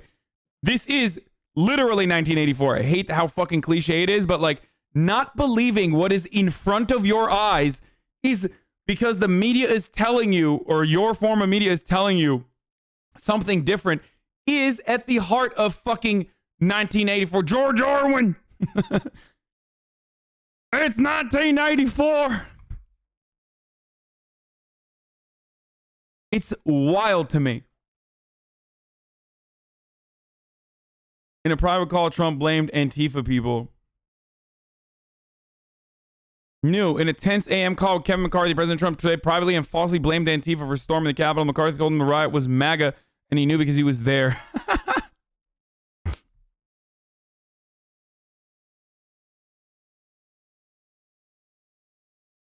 State of MO showing how much they care about poor people again, asking unemployment recipients over in the past few months to pay it back as the state overpaid benefits. Oh, get the fuck out of here, dude. Why yeah, didn't no. she not stop the No, that's yours, insurrection? brother. That's yours, brother. You take that shit, dude. Oh, fuck. I'm skipping over. Your lie has been exposed. Your lie has been exposed. Your lie has been exposed. You're a liar. You're people. No, it's not a democracy. This is a republic. This is a republic. This is a republic. No, this is a republic. We the people, not you, the elitists. We the people. Democracy. You feel your money was bought. People that say we the people, not you, the elitists, are literally like you ask them, like, okay, what do you do? Like, are you, some of them are like union electricians and shit, but like a lot of them are literally like, well, I own my landscaping company where I hire Mexicans for $4 an hour. We make a pretty penny. We raked in like $250,000 for my small business this year. Got a hell of a lot of money from the government in the form of pays as well. Like, it's like, okay, dude, we the people. Yeah, no, it's we get it. You're an elitist if you are literally a fucking Mexican immigrant living inside of the boundaries of New York State. Even if you're working for, even if you're working a minimum wage job, but the fucking small business owner, like oil oligarch, living in Texas is the real person. He's the real people. Not some elitist Mexican. Like, just because he lives in Texas and he has a fucking southern drawl and he's racist. That's how it works, bro. That's how it works. Petite bourgeois, not really so petite. Not really so bourgeois. We are the proletariat, my friend. Look at my kitted out F-350 that cost $130,000. There's nothing more working class than driving around in a lifted truck that shows how small my petite penis is. Brenda left me. Let's get it, crackers. I'm not petite. I'm grande, you fuck. Yeah, exactly. God damn it, Brenda. You left me a victim to family court. I'm sorry that Hank Pecker is making a just seeping into my political broadcasting. Sub to you since Alex Jones said you made the sexiest commie porn. Thank you. I do. Money, you fill your pockets. I work like he's using a bandage, dude. Yo, he got bleeding damage, so he's using a bandage. Who are you? Literally got no spine. Who are you? Who are you? Looking at me, I'm me, like motherfucker. And I'm me too. Yeah. Yeah. Yeah. Nobody here voted for you. We don't want you. Yeah, you fucking slam your roly-poly, you fucking piece of shit. You garbage skinhead fuck. Fuck you, dude. Who are you? I'm me. Who are you? Okay, boom. Roasted. Nothing. You got nothing, dude. Bitch, you got wheels on your fucking... You got wheels on your luggage, motherfucker. You can't act tough. Let me tell you something. Let me tell you something. When you got a roly-poly, you got wheels on your luggage because it's too hard to carry, you can't look tough. It literally doesn't matter. You could have an actual, like, Hitman style fucking sniper rifle in that bag, but while you're in the process of carrying your roly-poly bag, you're not tough. You're not tough. You could be a tough person otherwise, but you got wheels on your luggage, you're not going to look tough. You're going to look like my little brother Marat, who used to wheel his bag to school every day. Okay? That's what that reminds me of. No matter what, when I see someone with fucking carriage, with their carriage wheeling behind them, I'm reminded of my like little baby bro. Okay? With this like little wheelie backpack.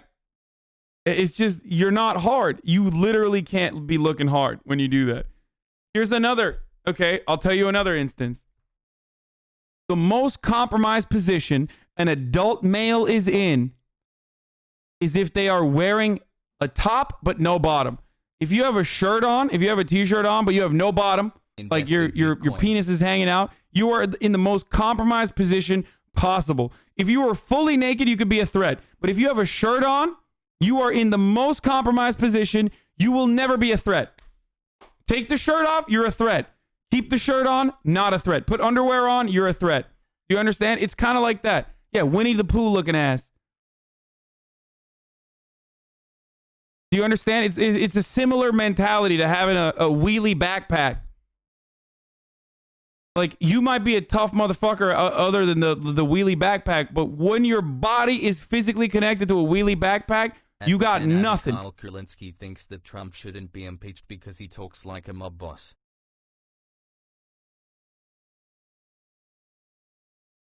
You must have never been to an airport. Guys, I'm joking, okay? It's a joke.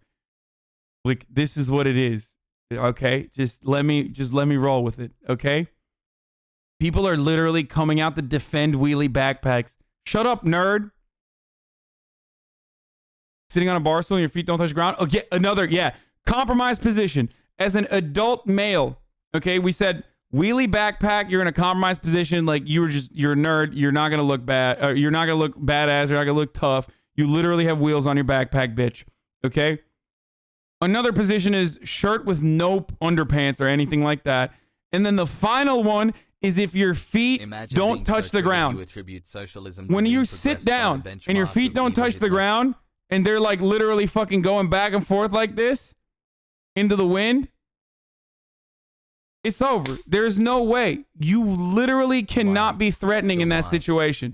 Doesn't matter. I am 6'4", 250 pounds. I sit on a chair or like, you know, on the side of a wall or on a bar stool or something, and my feet are just like in the wild. It's over. No one. I will never be able to be a threat. I have to plant down.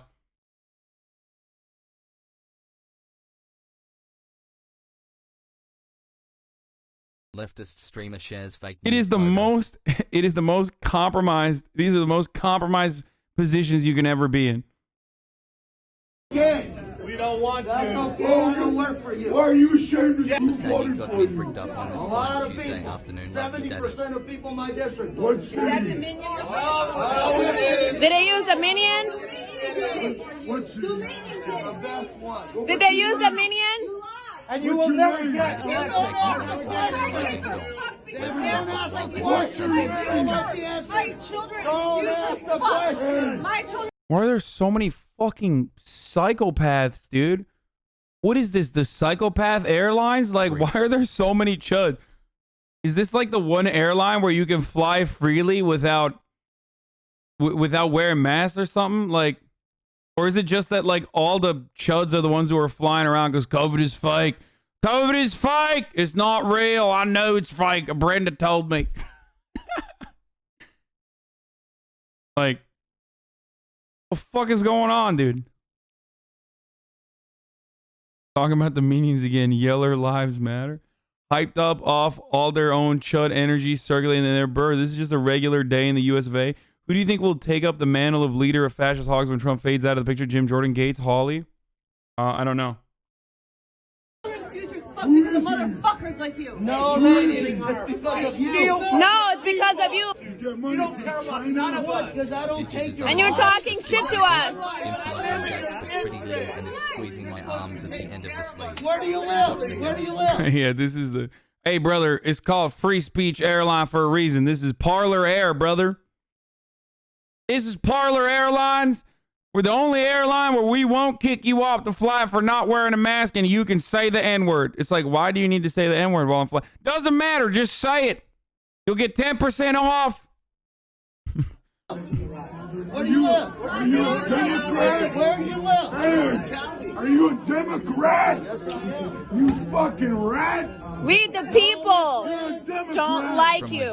How did where are the security people? Like, what is your purpose? Like, were they too busy harassing a fucking brown lady that's 75 years old wearing a hijab? Said they couldn't fucking deal with this psychopathic skinhead dude? Like, well, what's going on? TSA's like, sorry, we were too busy fondling a old lady in a wheelchair for being brown to deal with this fucking skinhead who's screaming like he's fucking Christopher Nolan's Batman with his Batman voice, like, Man, Mrs. 19. where are you? Are you a Democrat? Are you a Democrat? Sorry. Yeah, sorry. We saw that you had a shampoo bottle that's hotel sized, and guess what? It's 3 milliliters over the fucking allotted point, so you have to dump that shit out in front of everyone, okay? Great. Good stuff. Are you saying that harassing brown people is unimportant? Yeah. You're the best. For words we've never heard a TSA agent say, we caught a terrorist.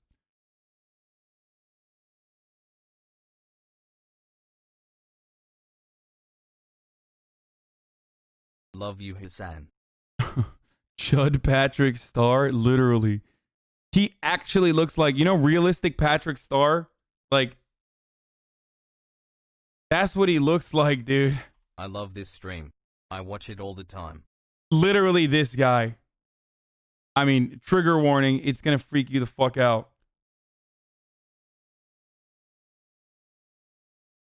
This is Poggers. Are you a Democrat?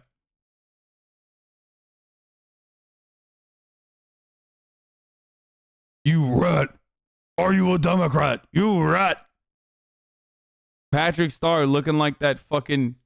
Patrick Star looking like that test crash dummy that's like impossible to kill in car crashes.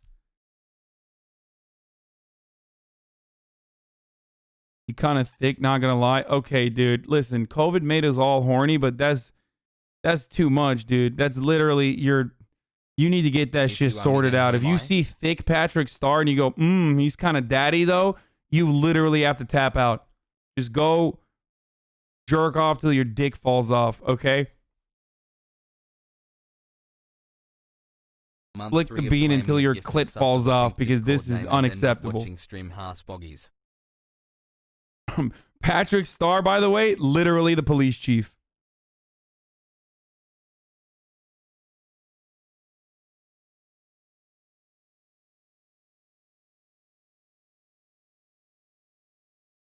I think this one's more accurate. Yeah, I mean, that's a cop. Everybody knows the more thumb-like you are, the more of a cop you are. Okay, Jordan Klepper. Dude, I'm literally... Am I doing the accent? I feel like I'm doing the accent every time I talk now. Okay. Like I just did it.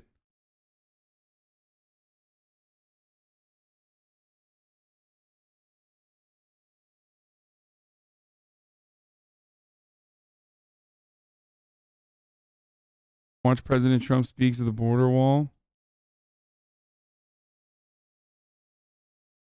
Just going to see a much stronger. Really bad take, Hasan. Who's a press person for the Department of Justice, just kind of setting the scene in what we expect here, Allison. But I expect a much more firm security posture. Okay. Hank and Hasan are becoming one. You're practicing Hank too much. You're going to turn into a thumb. Yeah, dude. I'll be unbannable. I live here and our elected official condemned his arrival like an hour before he showed up. I love you guys. Okay. Joey Bologna is a thumb-like cop character in Philly. Jim Jordan calls for unity, won't say Biden won fair and square. On January 6th was as wrong can be. It is not what America is about. Political violence of any kind is wrong. We condemn this violence. We commend the men and women of the Capitol. Okay, I gotta do another ad here because I missed the other previous hour mark, and then we're gonna watch this and continue on our journey here. So I apologize. Okay, and then we are only doing top of the hours after that. So sorry about that. You're gonna see a 1 minute ad here if you are not subscribed. If you are subscribed, you won't see it. Once again, apologies for it, but and then after that, top of the hour, every hour, there's a 6-second ad break. Here's the ad. I'm going to go pee while this plays. Capitol Police for their bravery, and we mourn those who've lost their lives. All political violence should be condemned all the time. Hold on. This should not be a partisan issue. Republicans have been consistent. We condemned the violence last summer. We condemned the violence last week.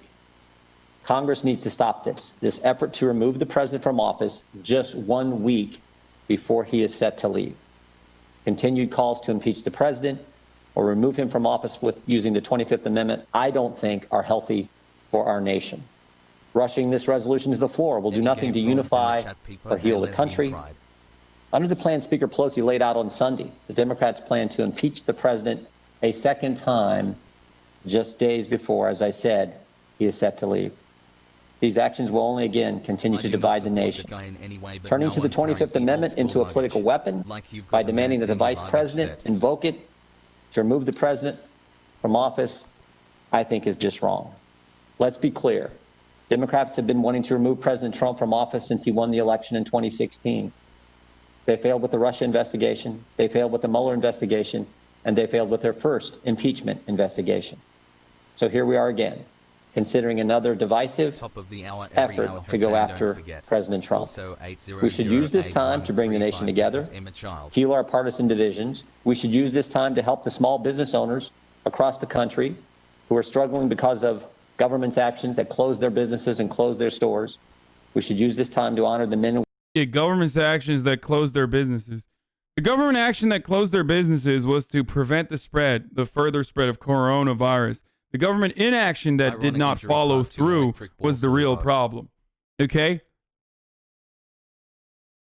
His clan robe is definitely behind that door. Brother, it's in the special cabinet. Yet it is divisive. I want to be away from these shows. Yeah, it's too divisive to actually fucking punish our president who led an insurrection. And, he should be able to run for president again next time it's available. It's too divisive to, hold our president accountable, I say.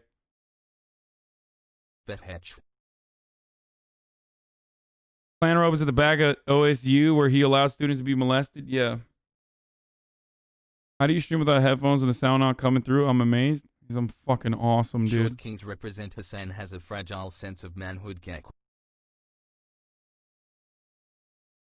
News, known from acting Sergeant at Arms, mags at the entrance to the floor are mandatory. For members, no guns on the floor. Masks are now mandatory on the House floor. Really? Because of that fucking psycho Lauren Boebert or whatever?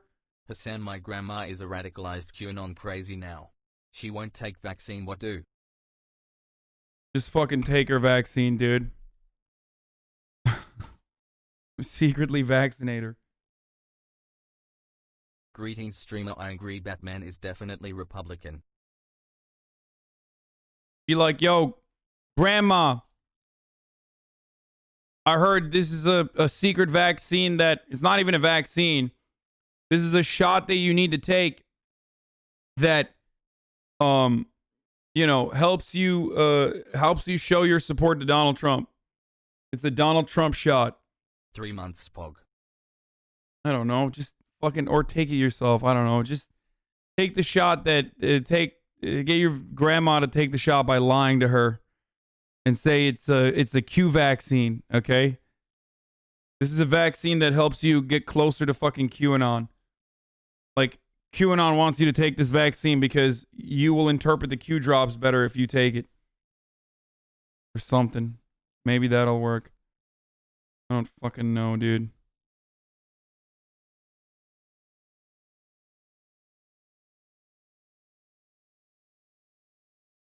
Thoughts on the hacker who archived every single post before AWS shot it down? No shot on that. Short one, Marjorie Taylor Greene and others refusing to wear a mask while sheltering from the riots. Yeah, I saw this. This was great.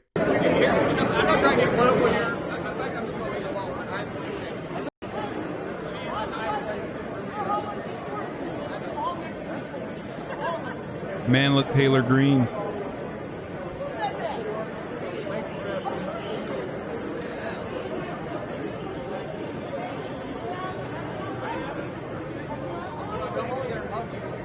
At Hasan, appreciate retakes. I've honestly been following on YouTube, and of course when I come back for some deep political discussion during these difficult times, you're talking about this cursed image.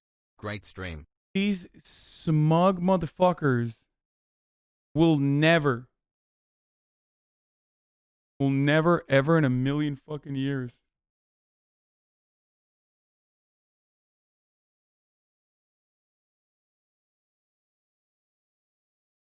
these smug motherfuckers will never ever in a million years face the repercussions of their actions. You understand? 3,000 people die every day. Not a single one of these people are harmed because there is no justice. The only person who died of COVID is a fucking Republican who was a congressman-elect.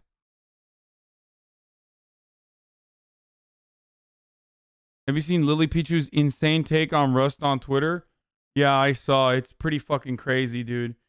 Speaking of Rust, so people were shitting on LilyPichu because they're absolute psychopaths.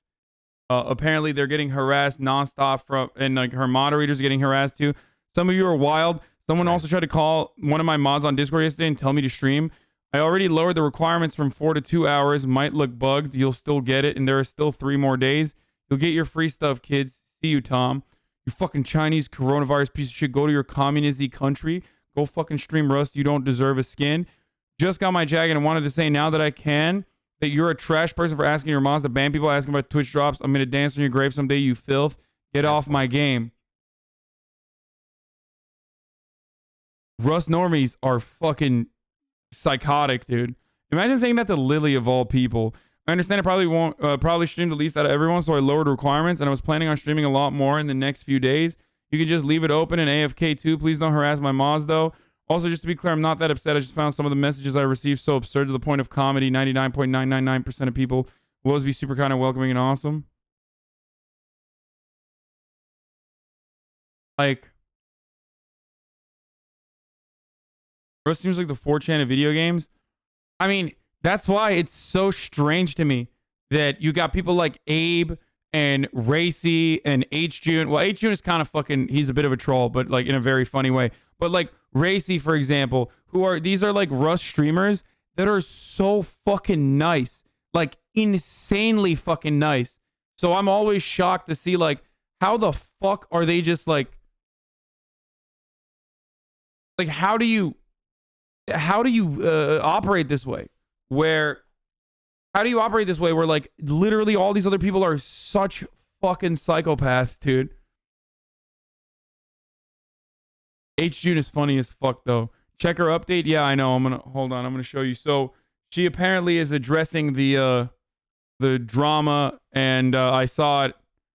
It's pretty fucked up. I think she's gonna probably stop streaming for a while.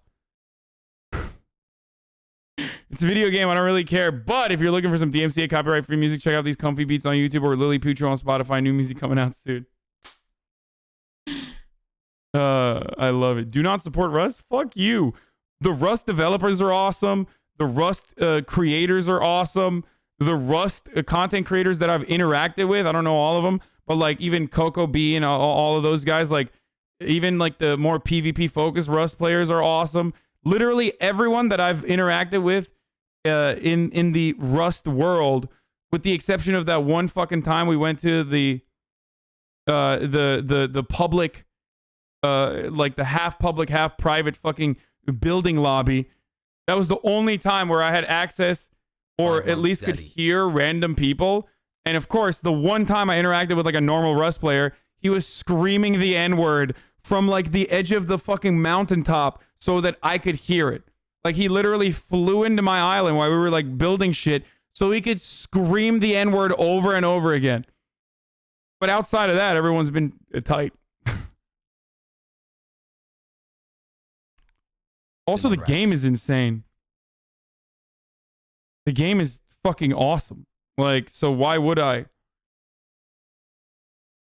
Why would I shit on the people that made it I like, the people that play it I like?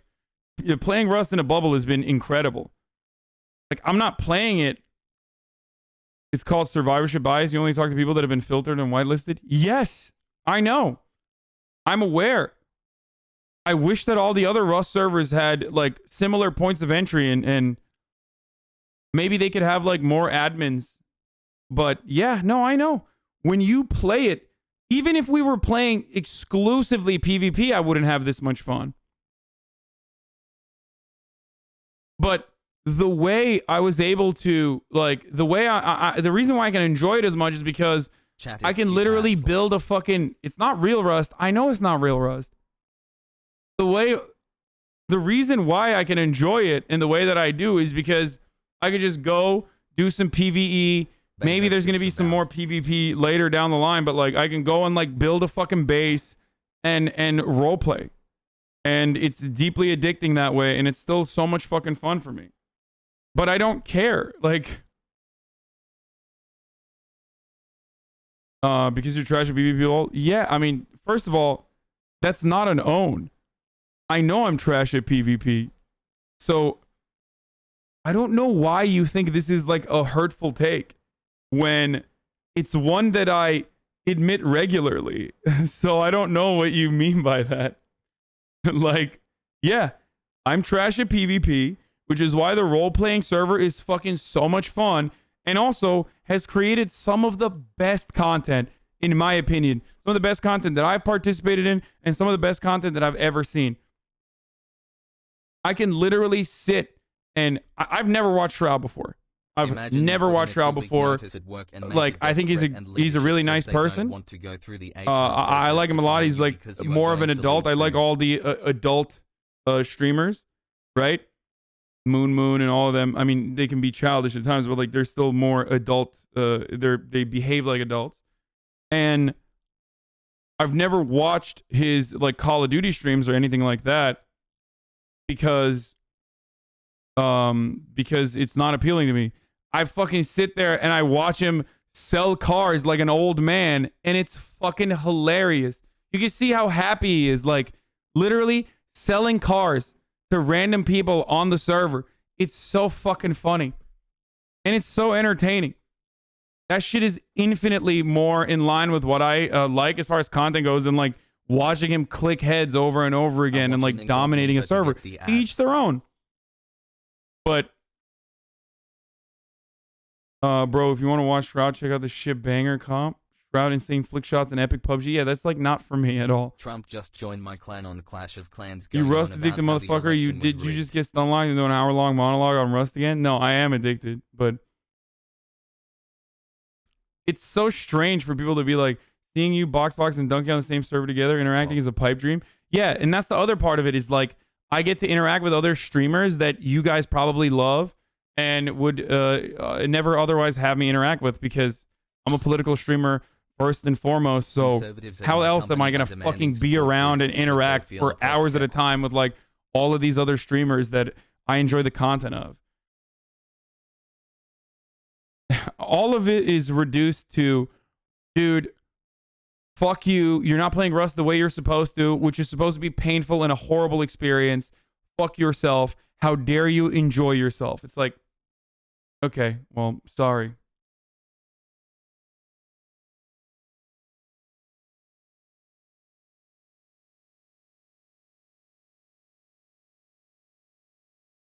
No, this must be like when a female streamer announces they have a boyfriend. Wait, what?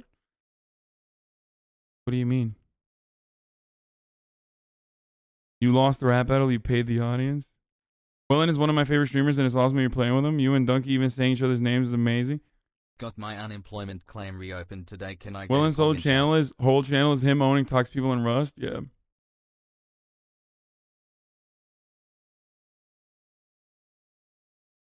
Like, yeah, even the creator himself is like woke as fuck. Why my video game chooses your character's race and gender for you?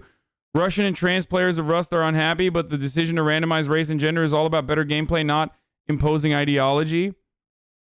It does make for better gameplay, and I do like it. Like, I like that you just fucking are assigned. I like that you're just assigned a total fucking random character. I think it's literally the most democratic way of doing it.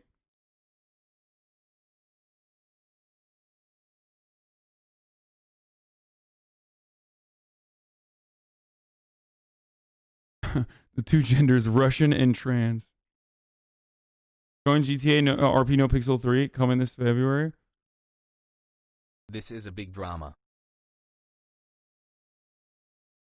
Because the whole Rust community is notorious for toxicity. The tweet wasn't even that bad either. The devs don't do anything to stop it in their game or Discord. Bro, I think you fail to recognize that this is like... I watched early videos. Of Rust when it first came out. This is a mod, bro. It's a mod, and they have a relatively tiny fucking dev team that literally wipes and builds out the game every month. Like, if you look at the way Rust was at the beginning versus Rust now, it is a drastically different fucking game. And you mean the game picks your race and gender at random like real life? Yeah.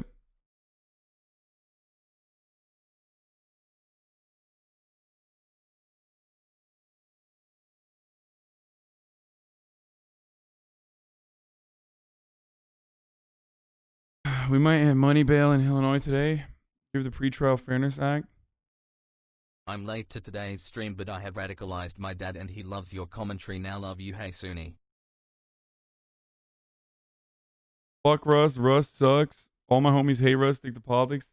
Yeah, brother. Listen. Next step is joining I'm of course a political streamer first and foremost, and I'm gonna continue fucking doing politics. But I'm definitely not gonna stop playing Rust. I'm deeply addicted, and I'm enjoying it for the time being. So, and it creates great content, and it seems like a lot of people enjoy it. So I'm sorry, brother, but you know, I was never gonna do fucking 5 hours of politics nonstop anyway.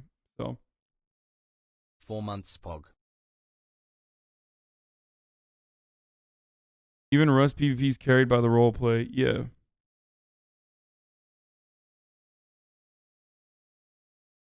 You said the devs are great, but isn't Gary Newman kind of a huge piece of shit? Lol.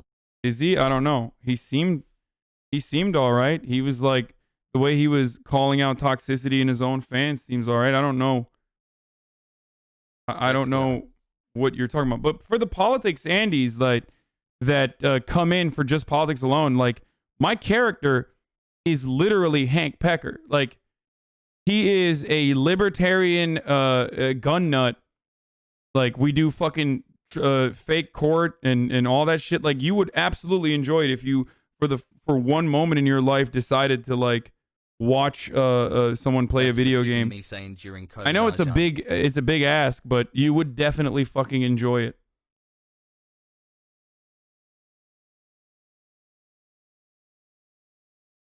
Play Rust, but maybe talk about it less when you're supposed to be doing politics. I don't think you've ever seen his tweets or how he plays. All right. Can you post some clips of Rust on YouTube? Kidder Steve is said he was gonna post one, but for the time being, I think he's just like, he's chilling. He's doing some other shit. I don't know. But we'll make some.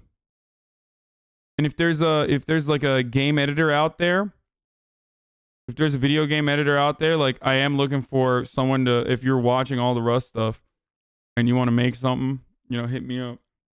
If you do like video game edits and stuff like that. McConnell is said to be pleased about impeachment, believing it will make it easier to purge Trump from the Republican Party. I can see that.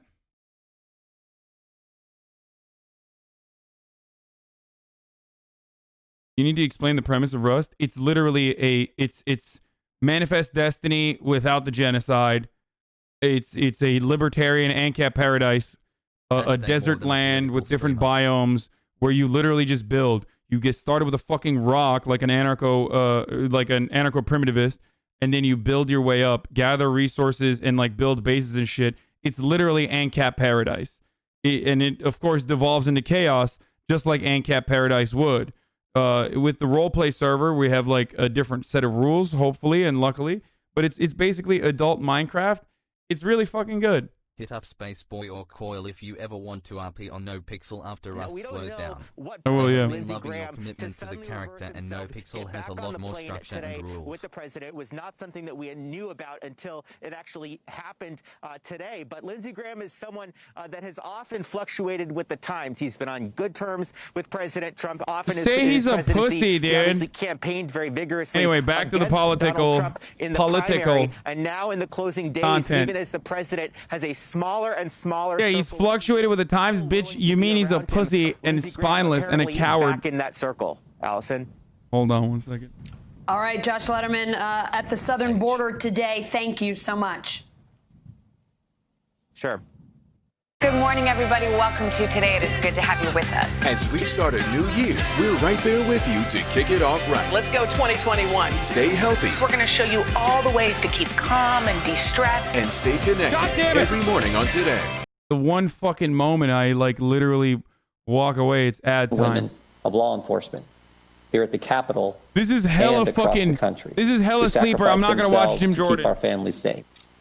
But it looks like we're not going to go down that path. We're here again to consider a Democrat resolution to attack the president, just 8 days before he has said he will leave office, just 8 days before we will have a peaceful transition of power, as we have had in this country every 4 or 8 years. Bro, there is no peaceful transition of power, okay? There is no, this notion that there's going to be a peaceful transition of power, it fell out of the window, okay? It's gone. You can't just be like, well, you know, 5 people died, but it's still relatively peaceful. Like, no, motherfucker. You know what's a peaceful transition of power? 0 people die. 100% of the Republicans say the election was not stolen. And you know, the authorization of the Electoral College votes that have been fucking time and time again tried in court and failed to stop that process is counted in a symbolic way and authorized in a symbolic way where hundreds of thousands of fucking psychopathic MAGA morons don't storm the halls of Capitol. It's over. You can't say there's a peaceful transition of power. It's crazy. Come on, guys. Why are we having the Nuremberg trials? There has been a peaceful transition of power post-Hitler. Why would we ever try anyone for their actions? This is crazy. Also, it was Antifa that were the Nazis. It was the fascists that were the real anti-fascists all along. Yummy.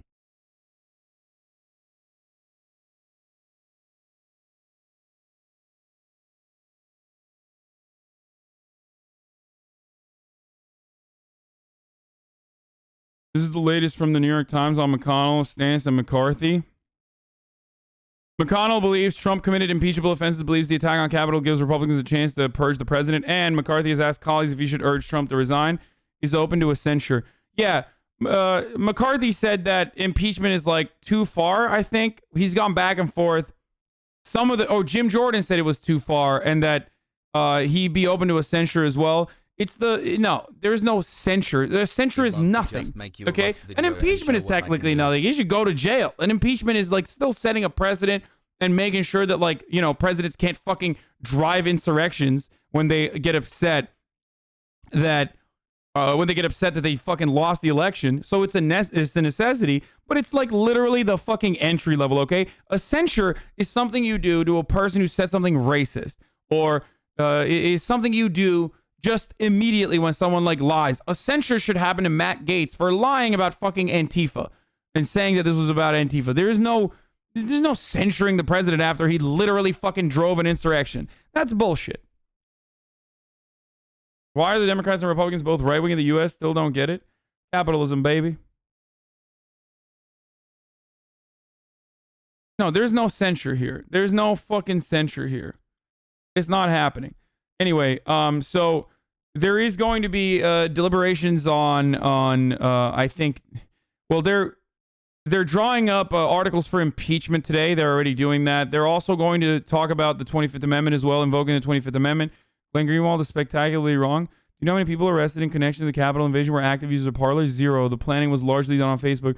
This is all bullshit pretext for silencing competitors on ideological grounds just to start.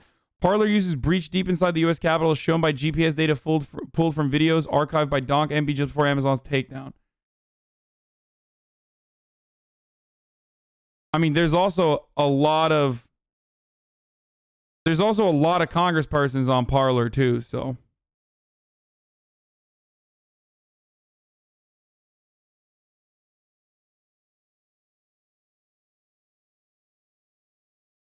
Listen,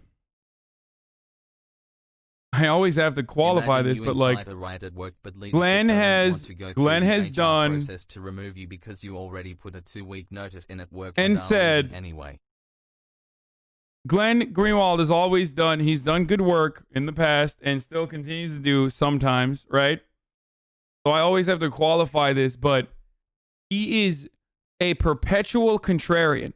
And when your entire fucking like Twitter spats revolve around being a contrarian, you're gonna come across looking like a fucking asshole a lot of times, and you're gonna look like you're gonna look wrong.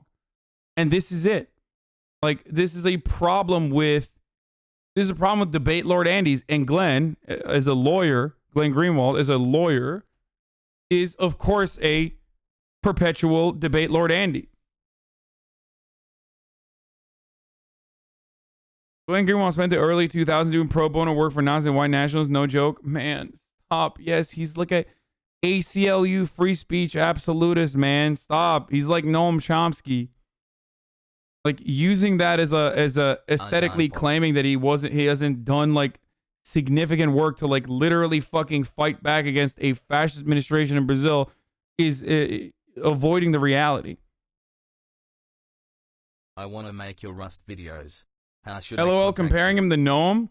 Yes, unlike Noam Chomsky, Glenn Greenwald has also literally caused material harm to fascist administrations or U.S. imperial hegemony. So, yes, I love Noam Chomsky as a thinker, but Glenn Greenwald has actually done more than every fucking Twitter anarchist and every, Twitter, well, Tanky's like him regardless, but like, every Twitter anarchist that's like fucking crying about Glenn Greenwald always just comfortably forgets, yes, he's done some like fucking chud shit, but ultimately he's done a brilliant investigative reporting. Yo, Hasan, is this you? I don't know what this is. I'm blocked by these people, so I can't click on that link. I think. No, it says that page doesn't exist. It's not a real fucking... Why do you keep linking me a page that doesn't exist? I'm gonna fucking ban you.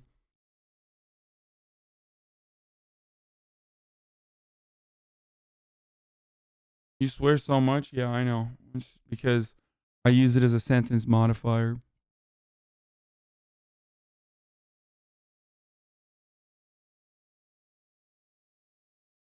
Okay.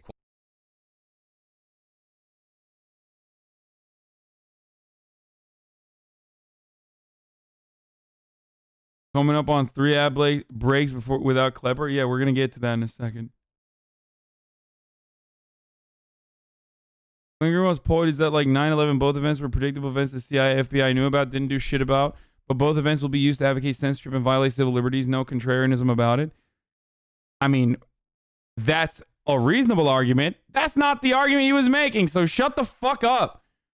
I love Glenn Greenwald, but this is a fucking dumbass take. So why are you trying to make it seem like he's not saying something that he's saying here? Like, or act like what he's saying here is different than what he's actually saying. Just be honest. Just be honest. You can say he's done work. He's done more work defeating fucking fascists. He's a principled free speech absolutist, regardless. You can say that about Glenn Greenwald now. No, I've always said this about Glenn Greenwald. While I still make fun of him whenever he, like, as a Twitter boomer, gets wrapped up in, like, psychotic culture war bullshit.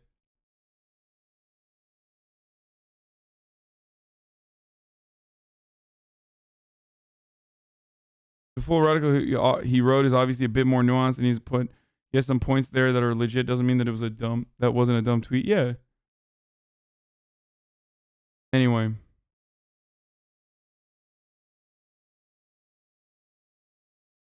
Bro, if previous good actions don't justify current shit actions, you should know that. I do.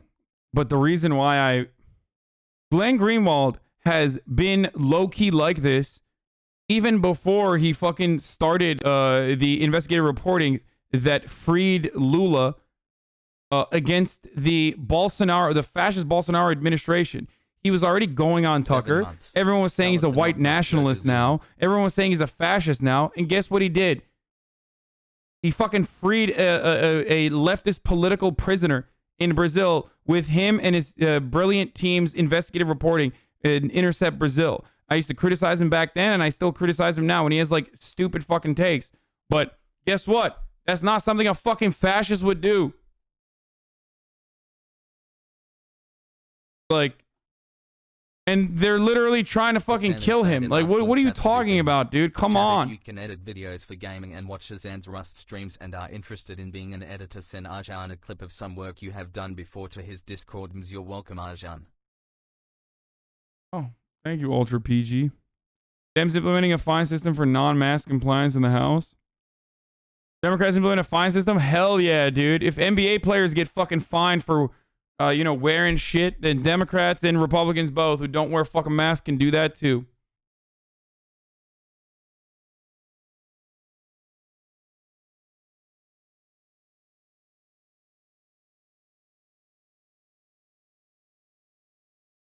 Glenn isn't a fascist, he's just a little wacky sometimes.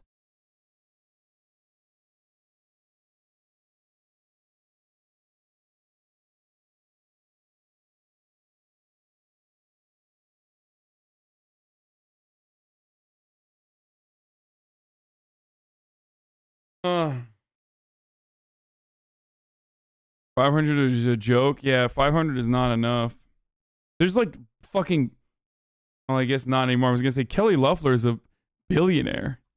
Like, what's going to happen to her? Except, lol, she's no longer allowed on the premises. Woo! Woo! That feels good.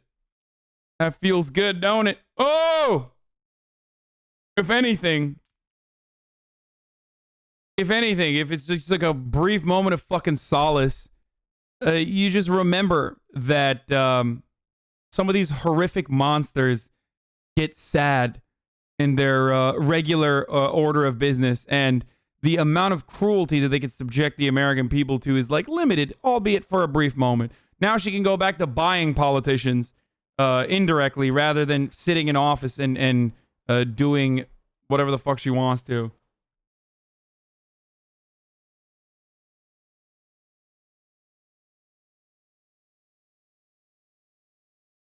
Oh, well, this was in the House regardless. I wasn't even paying attention. I thought this was like Senate rules too, but...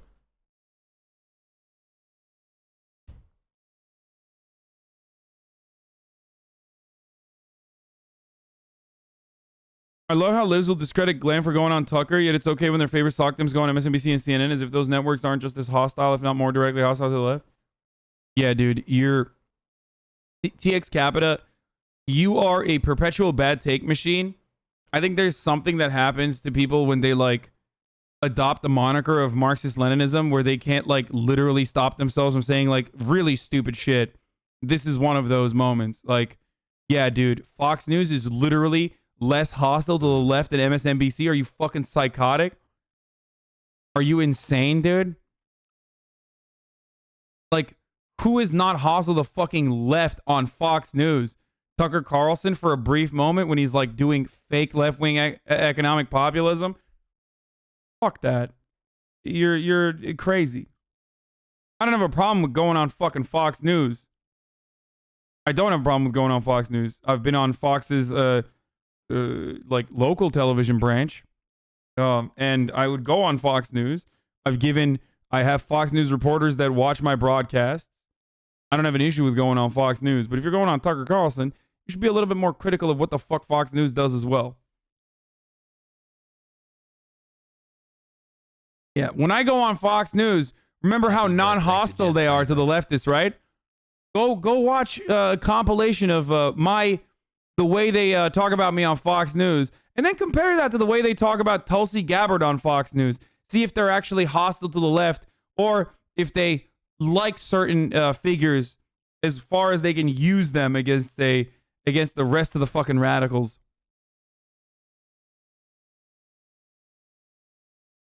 Goat.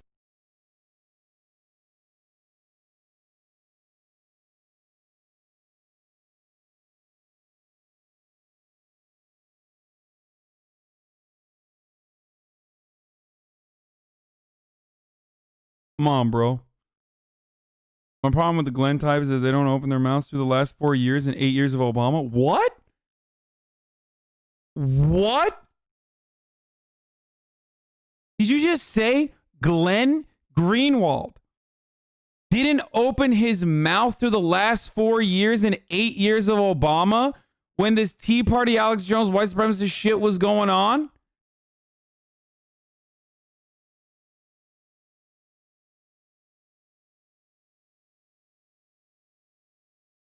Oh my God. Oh my God. Oh my God, dude, you are so wrong. That is like disastrous, bro. The only reason why I respect Glenn Greenwald is literally because of his diligent investigative reporting in the Obama administration and also in the Trump administration, throughout the Trump administration as well. What are you talking about?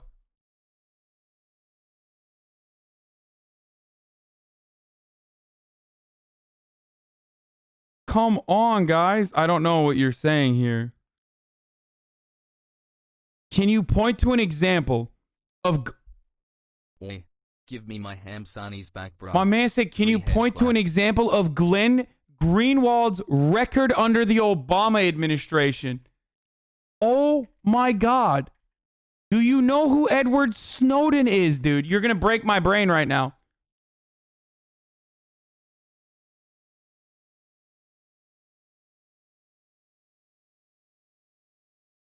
Are you familiar with perhaps one of the most important national security stories of this decade? Like, it's up there with the Pentagon Papers.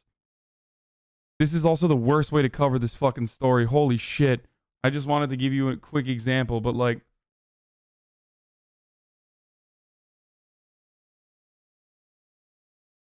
Are you nuts, dude?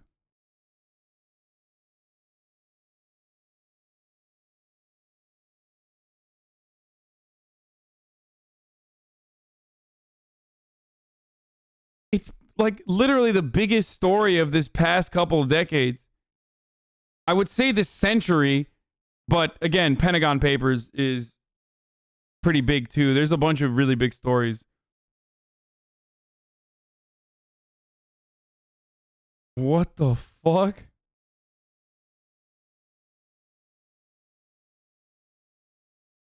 Panama Papers were pretty good too, but Hassle. I'm so confused that like that you could have this take.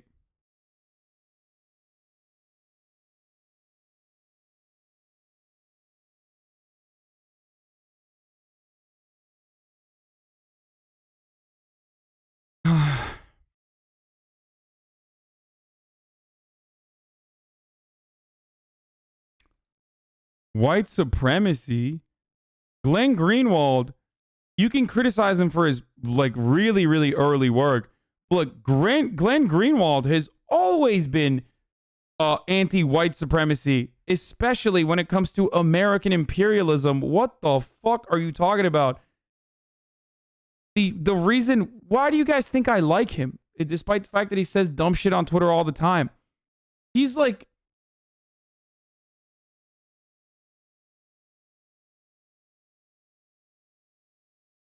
Lula is another criminal. He was not arrested because he was a political prisoner. He committed corruption crimes, one of the largest that my country ever had. I'm against Lula. I'm against Bolsonaro as well. Oh my God, the fucking radical centrists of the left in Brazil. Okay, bro, yeah, he was arrested on corruption charges when literally nearly all of those corruption charges came out to be completely fucking falsified by a Jair Bolsonaro loving judge.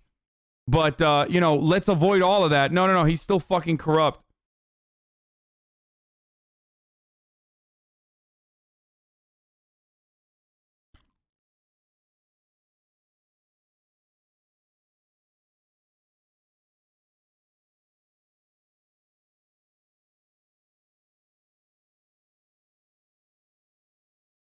Lol.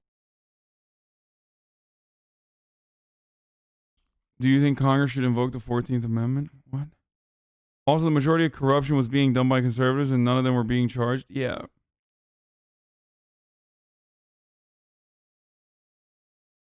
So you claim he's a free speech absolutist like it's a good thing? He'd be singing a different tune if Trump was using Twitter to attack minorities instead of the Capitol and police officers. Noam Chomsky is a free speech absolutist. I'm not saying it's a good thing. I have disagreements with them in the theory that they espouse, but that does not fucking change the reality that these are principled people and not white nationalists because they defended white nationalists in fucking court. He's like an ACLU type free speech libertarian. That's it. The ACLU fucking defends white nationalists all the goddamn time too. What the fuck are you talking about? You gonna shit on the ACLU too now?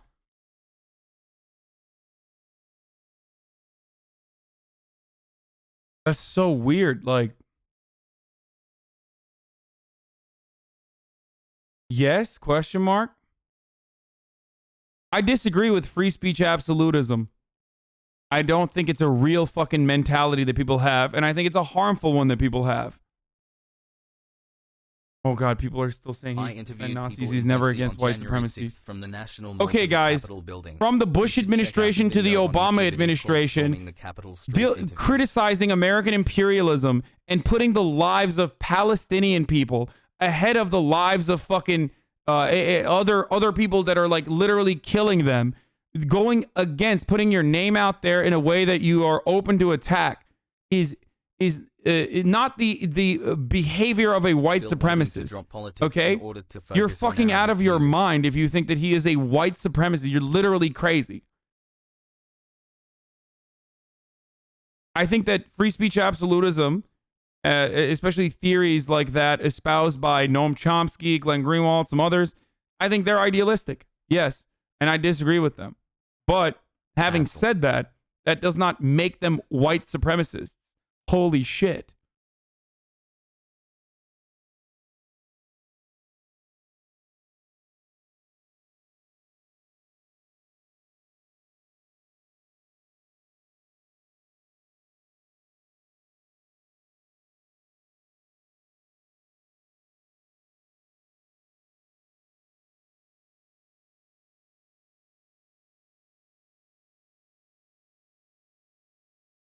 Do you think what Edward Snowden did was bad? Fuck no.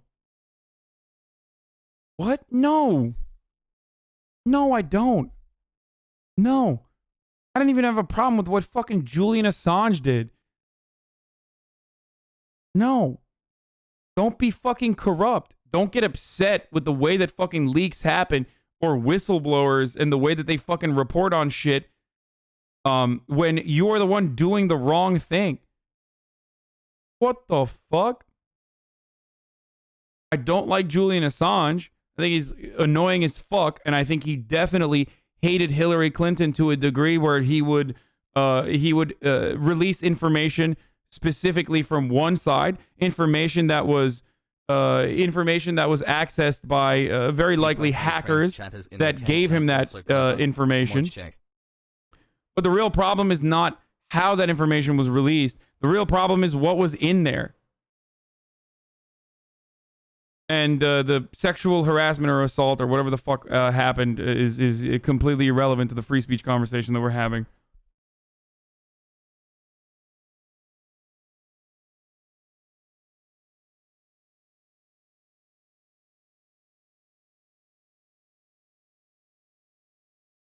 I don't get it. Like, You guys want people to violate NDAs when it's against Trump. You guys want people to fucking leak shit when it's against Trump.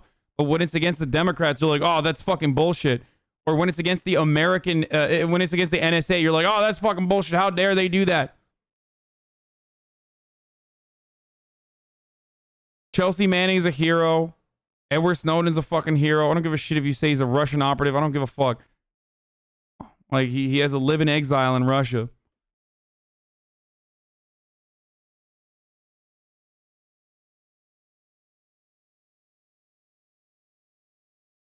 These are all people that are absolutely fucking heroes. Okay? Anyway, we're going to watch the Jordan Klepper video now. But before we do that, the whistleblowers are fucking heroes, man. You're crazy. If you're writing obituaries of multi-billionaire Trump GOP donor... Oh, yeah, I forgot to mention some other news. You know? Let's cover some positive stuff today. Multi-billionaire Trump GOP donor, one of the biggest mega donors, like, you know, George Soros looks like a broke boy next to fucking Sheldon Adelson, who died at the age of 87. Finally, please don't just airbrush out his long history of anti-Arab racism, his funding of Islamophobia industry, of his support of nuking Iran. Thanks. Here's Adelson in 2013, firmly opposing diplomacy with Iran and proposing that the U.S. drops nuclear bombs on Tehran, a city of 12 million people, if Iran does not capitulate to its nuclear program. So you would support negotiations with Sheldon Adelson is a monster, like a horrific monster, and I do not care that he died. He was a horrific monster that supported the GOP unconditionally, or was a horrific monster. Anyway, yeah, rest in piss. I'm going to run an ad right now. We're going to do that, and then we're going to get to the Jordan Klepper stuff. That was the last story that I wanted to cover today. Here it is. Here's the ad.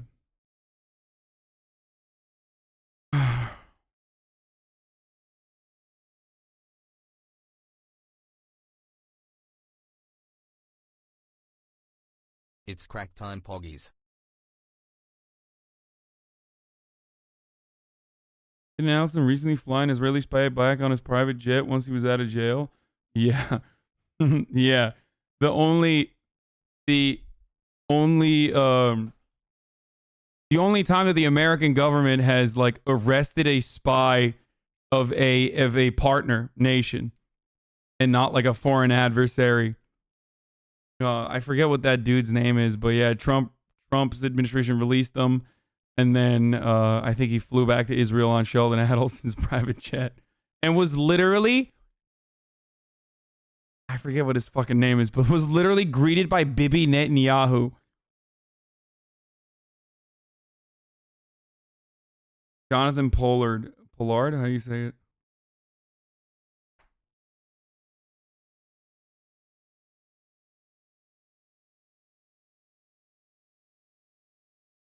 You piss me off with your shitty takes.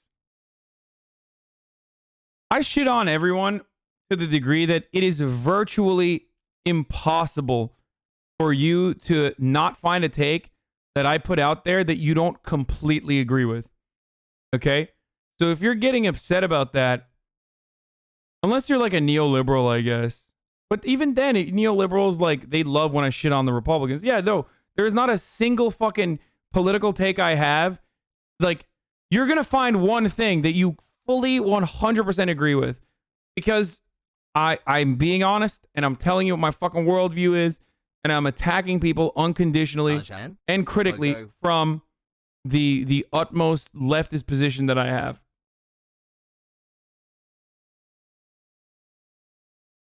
You might not agree with me on everything, but you will definitely find one thing in my political takes. I'm not talking about omelets and shit and not warm Gatorade, so shut the fuck up.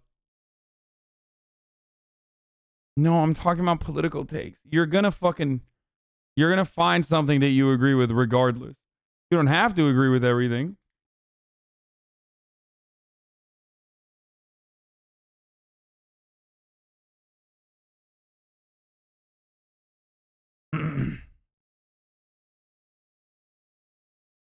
Distorted my take to get a free dunk. That was cool. I mean, dunks are pretty free. There's 50,000 people in here. Emote.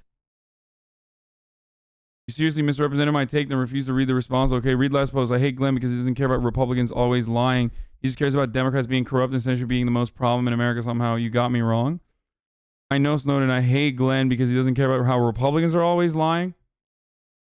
What? Why would Glenn Greenwald be in favor of neocons? What the fuck are you talking about, dude? Like, this is a silly ass take, bro.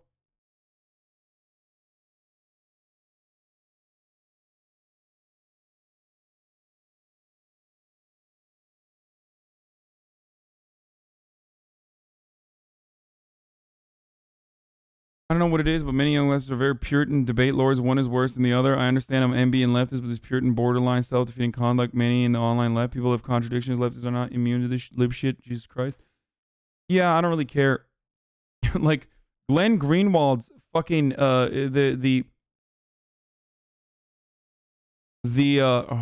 fuck you, RTBA.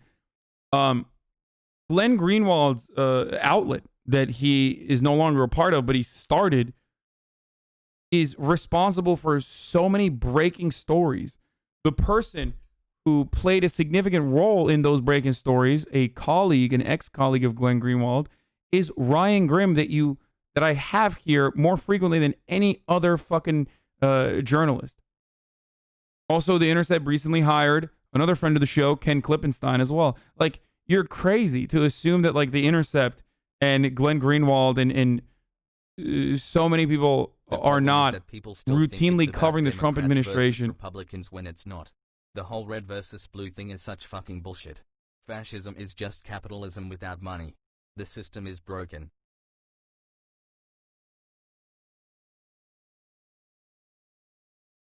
Yeah, this is the first unlock I've had. I like Glenn the journalist. I can't stand Glenn the pundit. He's been doing the transgenders and college campuses are killing free speech type shtick recently. Yes, you're right. The hilarity of that is that, like, he is one of the few people that unconditionally has talked about how the free speech arguments that revolve around college campuses literally should only be talked about from the framework of the horrific way that that BDS activists are treated on college campuses. Like, he was one of the first people that used to dunk on Republicans all the goddamn time, and even dunk on Democrats all the goddamn time about how, like, anyone who fucking advocates for Palestinian rights gets absolutely cumstered and dumpstered by all of these very same people who are like, oh, I love free speech. Like, Ben Shapiro is a big person. There's Barry Weiss is another one. Like,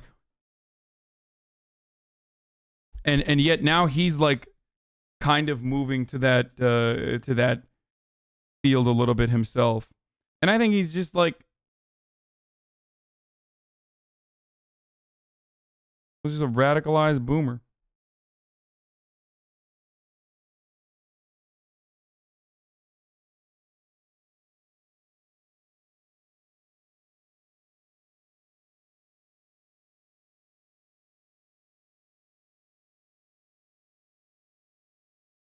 Anyway. Leftists are always fighting each other. It's been that way forever. Monty Python even made fun of it in Life of Brian. Yes, there's always leftists infighting. It sucks. I try to stop it as much as possible, but sometimes even I get annoyed with, like, anarchist takes, or even I get annoyed with fucking tanky takes. So let's keep going. Currently, so long as they first seized all enrichment of uranium? No. What do you mean support negotiation? What are we going to negotiate about? What I would say is, listen, you see that desert out there? I want to show you something. So you pick up your cell phone, even at traveling rates. You pick up your cell phone, and what are they called? Roaming charges. Roaming charges. You pick up your cell phone and you call somewhere in Nebraska and you say, okay, let it go. So there's an atomic weapon goes over ballistic missiles in the middle of the desert that doesn't hurt a soul. Maybe a couple of rattlesnakes and scorpions or whatever. And then you say, see, the next one is in the middle of Tehran. So we mean business. You want to be wiped out? Go ahead and take a tough position and continue with your nuclear development. You want. I wonder if he has a similar approach to Israel, who also definitely has nuclear weapons and a weapons program that they refuse to acknowledge, but has been reported on. Huh. Probably not. I would assume that he doesn't have that same take on Israel. I would assume. Right? Of course not. Look at the way in which he talks about Iranian lives, dude. Yeah, I really don't fucking give a shit that this piece of shit is dead, okay? Israel isn't an Islamic theocracy. Yes, it's a Jewish theocracy. So, what's up? What do you mean? Islamic theocracy automatically means you can glass them with nukes? Is that what you're saying? Do you not recognize how fucking psychopathic and bloodthirsty you are for having that take? It's so normalized to fucking kill Muslims that people literally say shit like this in my chat without recognizing how Nazi-like you sound. You know that, right?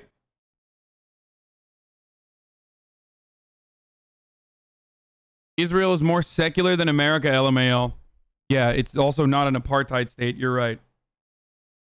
You're being anti-Semitic? Oh, man, shut the fuck up. You literally only come in this chat so you can spam the fucking Israeli flag. Suck my dick. I'm being anti-Semitic for saying that Israel is turning into a Jewish apartheid ethno state.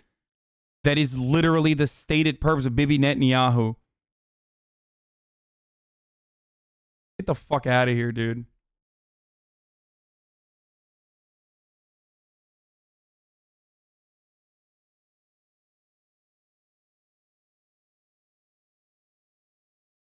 Anyway. Want to be peaceful? You want to be peaceful? Just reverse it all, and we will guarantee you that you can have a Condemning Israel's violent actions against Palestinians is anti-Semitism, but condemning Saudi Arabia's fucking monarchist theocracy is not Islamophobic, and it's not Islamophobic, and neither is fucking condemning Israel's violent crimes against humanity is not anti-Semitic. If you think that criticizing Israel is anti-Semitic, you also literally admit that fucking Israel is a Jewish ethno-state. You get that, right?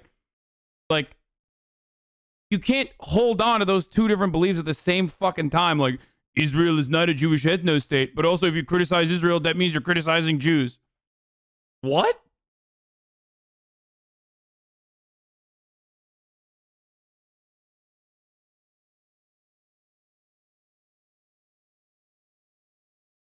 a nuclear power plant for electricity purposes. Friend, so. So a tremendous demonstration of American strength, so that they would get the message. The only thing they understand.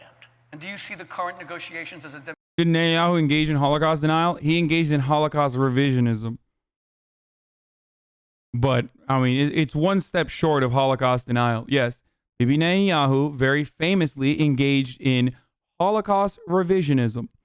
Why did he do this? Because he was so fucking horny to say, like, Palestinian Arab Muslims are responsible for the Holocaust. He literally said that the Palestinian Mufti was the reason why Hitler decided to be anti-Semitic, which is completely psychotic. Look it up if you don't believe me. And it's not me saying this. It's not like some fucking psychopathic anti-Semitic website saying this. It is Haaretz who fucking wrote about it. So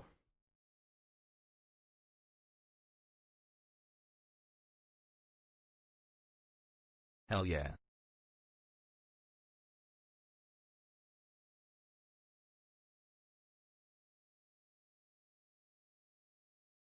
Off topic, but do you know stuff about U.S. tribal governments politics? Just curious. No, I do not. I'm sorry.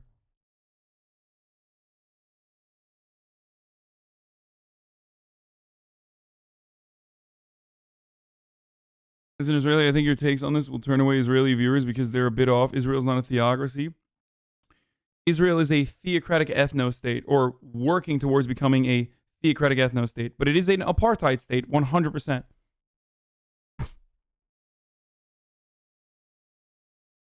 It's only the Jewish state, so obviously you criticize Jews when you say stuff like that.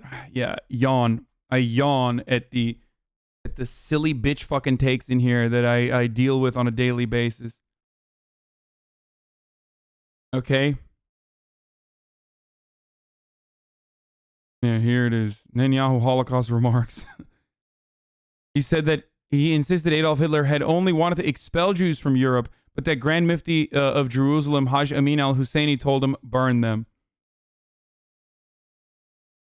Yeah. You know, it's not well documented. Hitler's anti-Semitism wasn't well documented before he just met with the Grand Mufti and he was like, oh yeah, I guess we should do the Holocaust then. I mean, this is literally like Nazis say this, you know? Like Nazis literally say shit like this when they say like, oh, well, you know, there was supposed to be a peaceful transition. It's been a wild He's ride. literal Hasan, fucking. Thanks for your time. He's a literal fascist. She's my guy. Like, I mean, he's a fascist. He's a horrific monster and a fascist. That's it. There's no other way. There's no other way about it. There's no other way to go around this.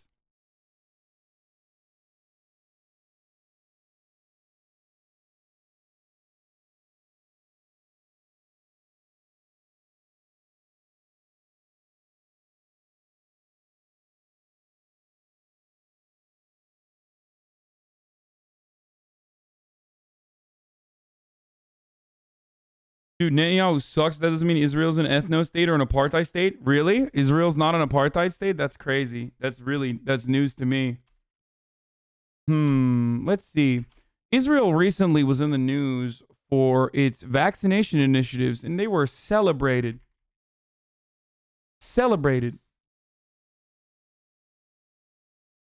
For being the first country on the planet that was able to vaccinate more than 10% of their population. They hit 14% before any other country did. That's really interesting because they also have sovereignty over territories like Gaza and the West Bank. West Bank is supposed to be Palestinian territory. Israel has encroached upon it in very violent ways and has virtually taken over the West Bank. Not Gaza. Gaza is already an open-air prison with, 1 million fucking prisoners, basically, who are prisoners by virtue of being born on Gaza soil, being born on the wrong side of a border with no way out. West Bank, on the other hand, is supposed to be internationally recognized as Palestinian territory, and yet for some reason, even though the fact that the United Nations consistently wagged the finger at Israel, and originally Israel's position was, yes, we are not going to do settler terrorism, they very, very clearly decided, yeah, fuck that. We are doing settler terrorism, and it's state-sponsored bitch. And they started bulldozing Palestinian villages and started building Israeli settlements on the West Bank. So now they have full sovereignty over the Palestinian people on the land that they once called home. And yet, their vaccination rollout was really successful for Israeli citizens. Not necessarily successful, as they literally are fucking saying that maybe the Palestinians, even in the West Bank, will not have access to the vaccines. Israelis on the West Bank will. Settler terrorists get vaccinated in Israel before the Palestinian people that had their lands stolen from them. You mean to tell me that's not an apartheid state? What is an apartheid state then? Nothing is an apartheid state. You sound exactly like those who defended the South African government in the apartheid state back then. That's just how it is. The only reason Bibi wants to keep up the ethno-state and not just annex West Bank and Gaza is to justify keeping up funds from the USA. Bibi could annex West Bank tomorrow, but he never will. One state solution must happen for peace. Also, I think it's weird to blame Jews for the state of Israel is the fault of American evangelicals. Yeah, that's the other part of the equation that I always find really laughable when people are like, wow, really? You don't offer uncritical and unconditional support to fucking the state of Israel? Well, I guess you must be anti-Semitic.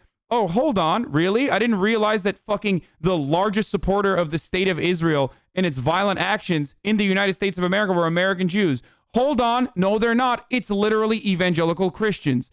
Hello. Fun fact about American politics. Evangelical Christians that hold outsized power in American politics literally believe that Israel needs to be an ethno-state, that entire region needs to be given to the chosen sons and daughters of God so that the second coming of Jesus Christ can happen, so that the rapture can happen. And that's precisely why Christian Zionists are the biggest funders of Israel and the biggest supporters of Israel in the United States of America. That's why when you go down to Texas, where not a single fucking Jew lives, you see goddamn F-350 lifted pickup trucks with like a Blue Lives Matter flag with a fucking Israeli flag right next to it. You're like, why is this fucking...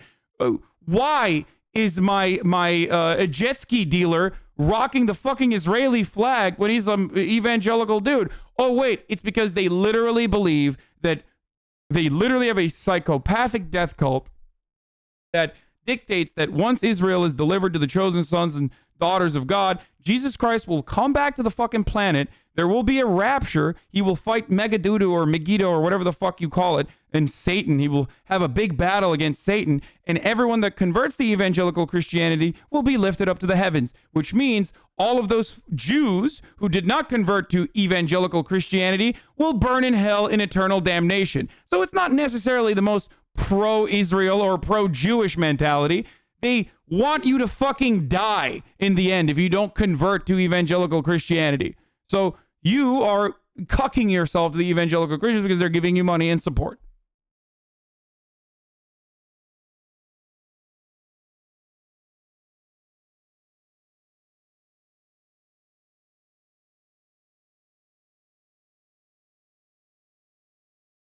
The Jewish religion historically, and the Jewish people historically have been oppressed throughout fucking time. They've always been considered like responsible for all the evils and at the heart of every conspiracy. Okay? And because of that, because of their shared history of pain, Jewish people have also been on the forefront of civil rights causes, civil rights movements, equality, abolition movements. Jewish people have always had a history of fighting back against struggle and fighting back against oppression. Doesn't matter if it's their own oppression or doesn't matter if it's the oppression of others that are not Jewish.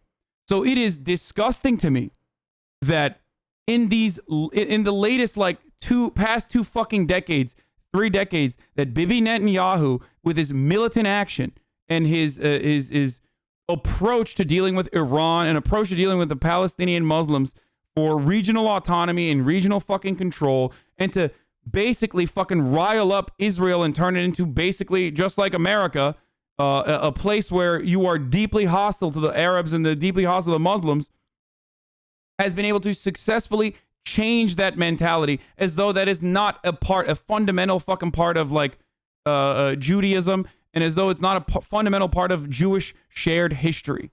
Okay? Stop assuming that every fucking Jewish person is a psychotic neocon like Ben Shapiro. It's disgusting. Okay?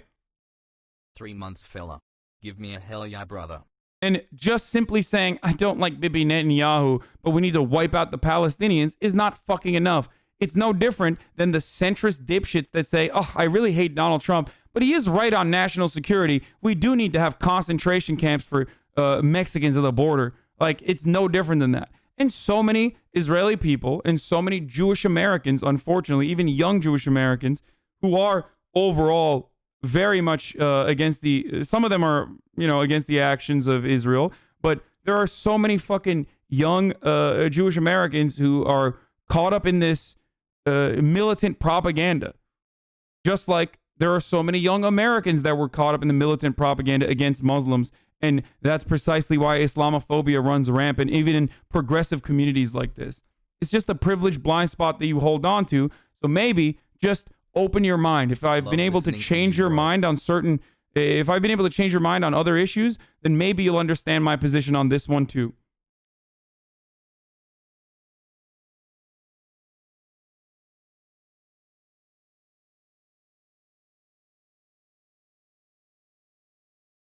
Have we seen the video of Joe Biden in Congress saying that if Israel didn't exist, the U.S. would need to create its own Israel in order to further American interests in the region? Yeah, I mean.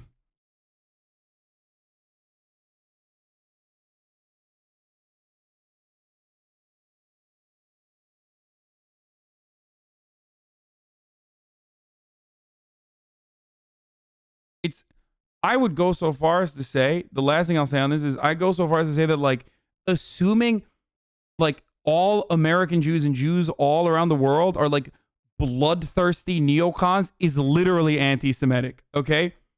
That is what Nazis say in order to vilify Jewish people. So why would you adopt it on your own and wear it on your fucking chest? It's so weird. When it is far from the reality.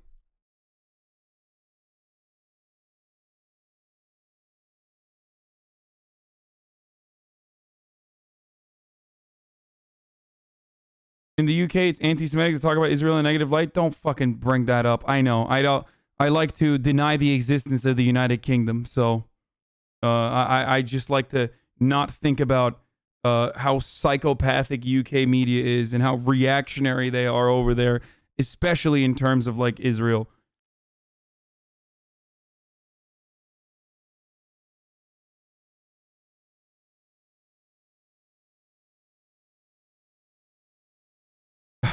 Man United, total league boys. Yeah. During the 3rd century crisis, Jews literally carried out genocide against non-Jewish Gentiles during the 3rd Judean revolt. What? During the 3rd century crisis? What the fuck? I don't know what that is, bro. What? If you're reaching to the fucking 3rd century crisis, what? Bro, that's like saying, you know, Mongolians are violent people. Like it's history at that point, okay? It's like so far removed from our present day reality.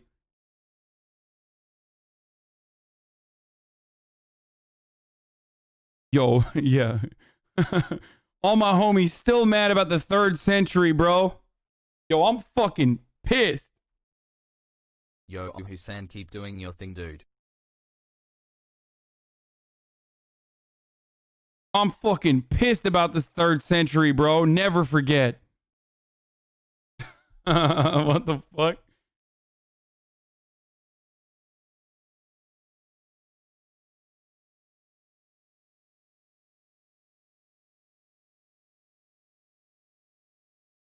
Yeah. It's like saying, oh yeah, you think these fucking social democracies in Nordic countries are so great? Well, guess what, baby? Vikings used to rape. Fucking cancel Norway. Cancel Denmark. Cancel Sweden. All Danes are fucking canceled, dude. Yeah. Guess what? And they fucking enslaved the Saxons.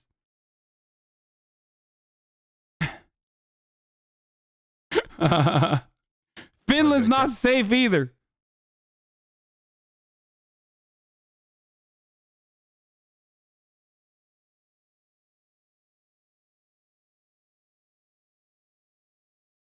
Okay. We're done. Also, yes, Israel is an apartheid state. You can get mad at me for saying it's trying to become a theocratic, a theocracy, a Jewish theocracy, a Jewish theocratic ethno-state. But you can't get mad at me when I say it's literally an apartheid state currently. It is literally currently an apartheid state.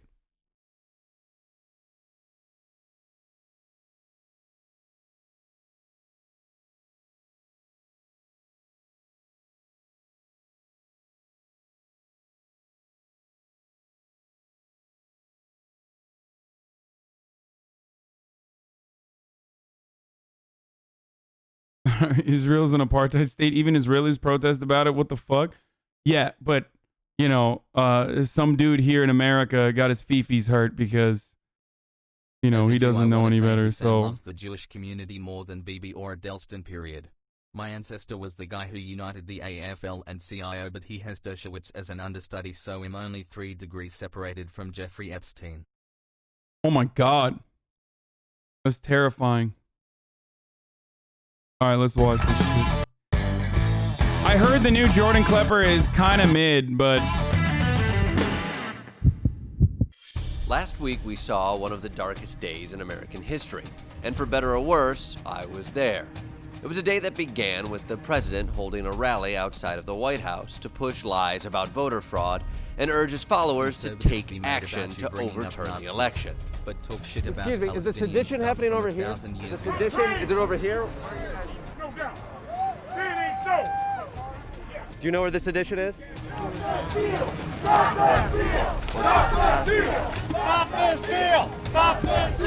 We do not consent to be governed. Nor shall we ever be consented to be governed by an illegal, fraudulent election. But you elected a guy who also doesn't care much about consent. We do not consent. Will you accept Joe Biden as President of the United States on the 20th? No, I will not accept the verdict. No, I will not. So look, I've educated myself about this, okay? I don't know all what's in the Constitution. He's doing his own research! Have you read it? It's pretty short. The Constitution of America? Yeah. I've not read the whole thing, no. You've read the entire thing? Yes, it's remarkably short. All right. I doubt that, but it's okay. You should read it, because you might be committing a seditious act in an hour and a half. Okay, I'm not going to comment about that. The people didn't vote for Joe Biden, though. The Dominion system voted for Joe Biden. Do you think it's possible that Hugo Chavez infiltrated the Dominion systems, changed the votes, orchestrated by Joe Biden? I think anything's possible. Do you think it's possible that a president who never polled above 50% lost the election and is sore about it? Absolutely not. That's not possible. The one thing you couldn't help but notice was just how many people looked like they were preparing for battle.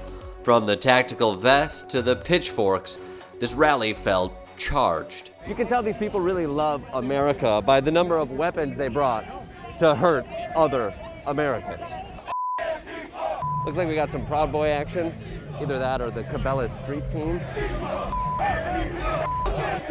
What's your flag say? Come and take it. Come and take it. Do you have a weapon? No. No? Why not? Did they take it?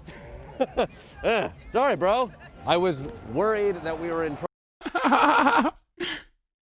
Yeah, come and take what? Your fucking Confederate flag, the AR-15 on it? Dude. Hey, brother, here's the tyranny response team, brother. Listen up, I brought Brenda with me. She's scooting around. Trouble, but then I saw that we got the tyranny response team here, and I feel a lot better. Thanks for all you do. And for those supposedly caught off guard, claiming they didn't see this violence coming, if you'd paid attention to any of these rallies, all you have to do is open your eyes and ears. The message isn't exactly subtle. Make no mistake, we have the guns, and we are now in the streets. We are gonna clean this place out, one way or another. You look down there, I have 1 million plus people angry. Very, very angry people. Can I ask why you're carrying a pitchfork? Well, a pitchfork is it's just an iconic representation of what people over time have done in this country. It feels more like a weapon, to be quite honest. No, it's not. It's farm equipment, and it's legal in this city. Yeah, are you farming today? It's an icon. It's a representation. We're not asking for violence right now. I got to tell you, from the movies I've seen, the hordes of people with pitchforks are usually the bad guys. How close do you think we are to 1861? But hang on. Are we close? Hell yeah, you are. That's the Civil War. Would you rather die on your knees than be free? Aren't you a little bit freaked? It's like kind of weird when the dudes who are waving Confederate flags that are on Team Confederacy are the same people who are saying, like, we need to have a new Civil War. Like, but then you're like, why did the Confederacy happen? Like, do you think it was good that those guys did that? Who do you think they were fighting against?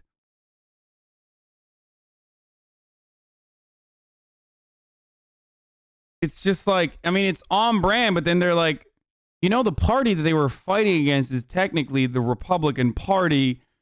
Yeah, I mean, I don't know. It's Abraham Lincoln is a fucking terrorist. Abe Lincoln is a tyrannical monster. Freaked out about 600,000 Americans died. I see you're not wearing masks. Never mind. This thing was a powder keg. All it took was someone to light the fuse, like these human blowtorches. Let's have trial by combat. Stand up and fight. Stand up and hold your representatives accountable. We're going to walk down to the Capitol because you'll never take back our country with weakness. You have to show strength. With those orders, the crowd of economically anxious insurrectionists advanced on the Capitol.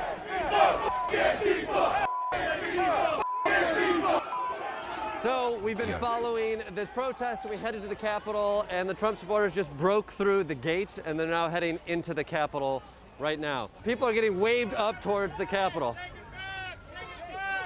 Take it back. I'm hearing people saying, let's go, keep going. Who are you with? The American people. The American people. Are you military? Not answering that. So you're not military? No. Why are you dressed like military? I'm not. These are just clothes. Is that camouflage? It is. But you're in an urban environment. Isn't that sort of the... That's not a 511 tactical bag, is it? Some of that shit, I guess you could buy everything in military surplus. Like, you literally don't have to be military to LARP as military. A cost patriot. A cost patriot.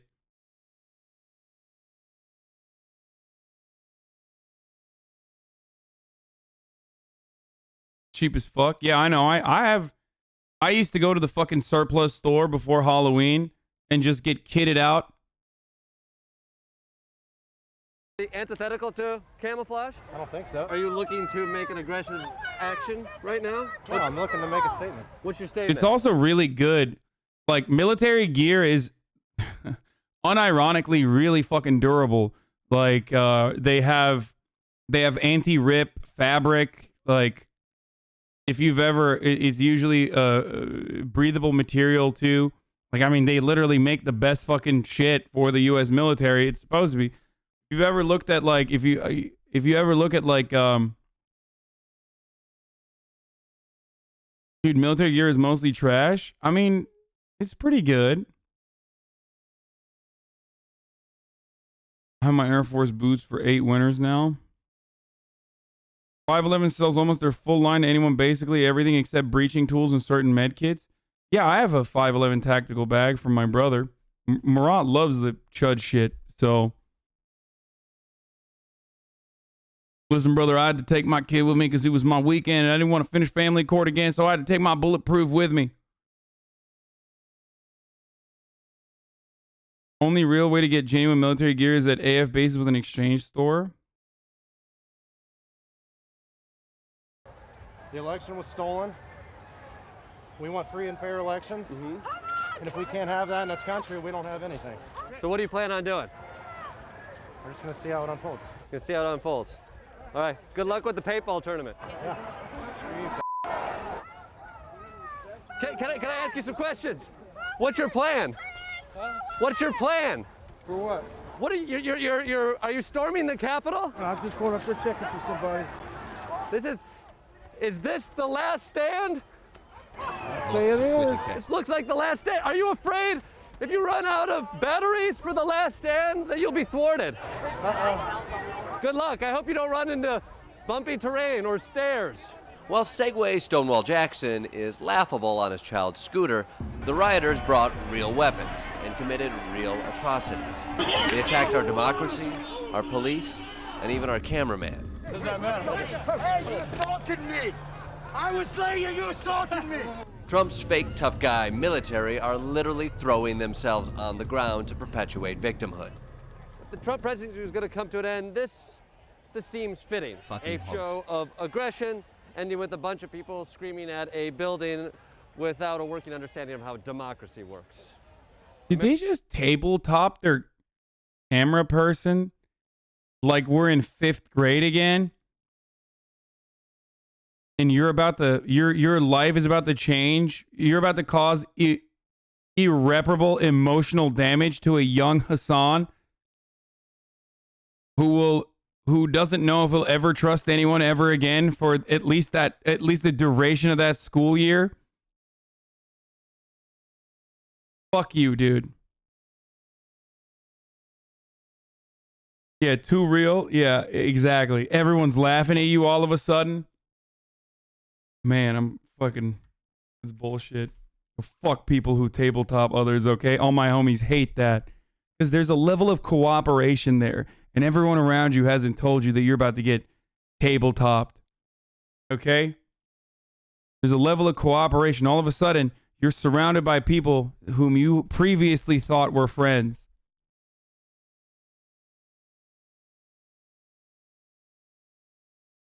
Getting tabletop is one of the most vulnerable positions a man can be in. Absolutely. America 2021. Thunder, cannon, tear gas. Let's not wait to find out. In the end, the crowd didn't stop our democracy. Let's take heart in that. This shit-stained rebellion. Seems like you're speaking from a painful experience. Of course, dude. I was bullied as a motherfucker. As did my dry Being tabletop is when someone stands quietly behind you, like in a crouching position, and another person comes and pushes you, and you basically get I don't know how else to describe it. You basically get your fucking wind knocked out because you have no way to like back in. You have no way to like back away. So you just flip over and then you crack your fucking head on the pavement if that's what happens.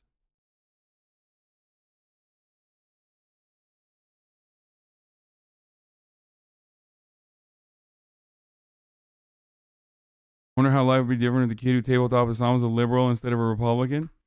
What? I was in Turkey, brother. There is no fucking liberals or Republicans when that was happening. Has been talking to Biden about the next stimulus package, including emergency universal healthcare programs so that anyone can get medical treatment during the pandemic, whether they currently have insurance or not. I mean, they don't even need congressional approval for that, by the way. Joe Biden could technically do that. There is a loophole within the current existing Medicare and Medicaid structure that you can literally expand it for COVID. Like previous amendments, or not amendments, sorry, previous provisions, pre-existing provisions have allowed it so that you could literally fucking expand on it if you wanted to. You could do an even permanent expansion if you wanted to. It's probably not going to happen. Wouldn't that get them expelled from school? Man, I went to school in Turkey. Our principals beat us. The fuck are you talking about? Fellas, is it gay if a man tabletops you? January.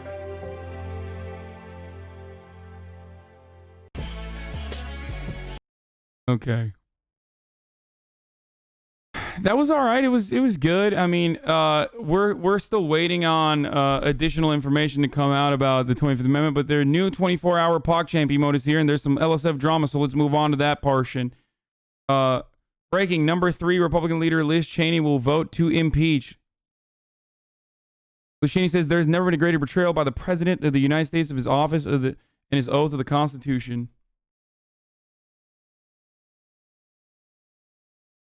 Is this the loophole? Per story, Bernie Sanders has been talking to Biden about the next stimulus package, including emergency universal health care. No, the loophole was originally written by, or not originally written, but originally exposed by Prospect, David Dayen's operation. Where is it? Someone has that, right? Hold on. I'll show you guys what the. I'll cover that real quick.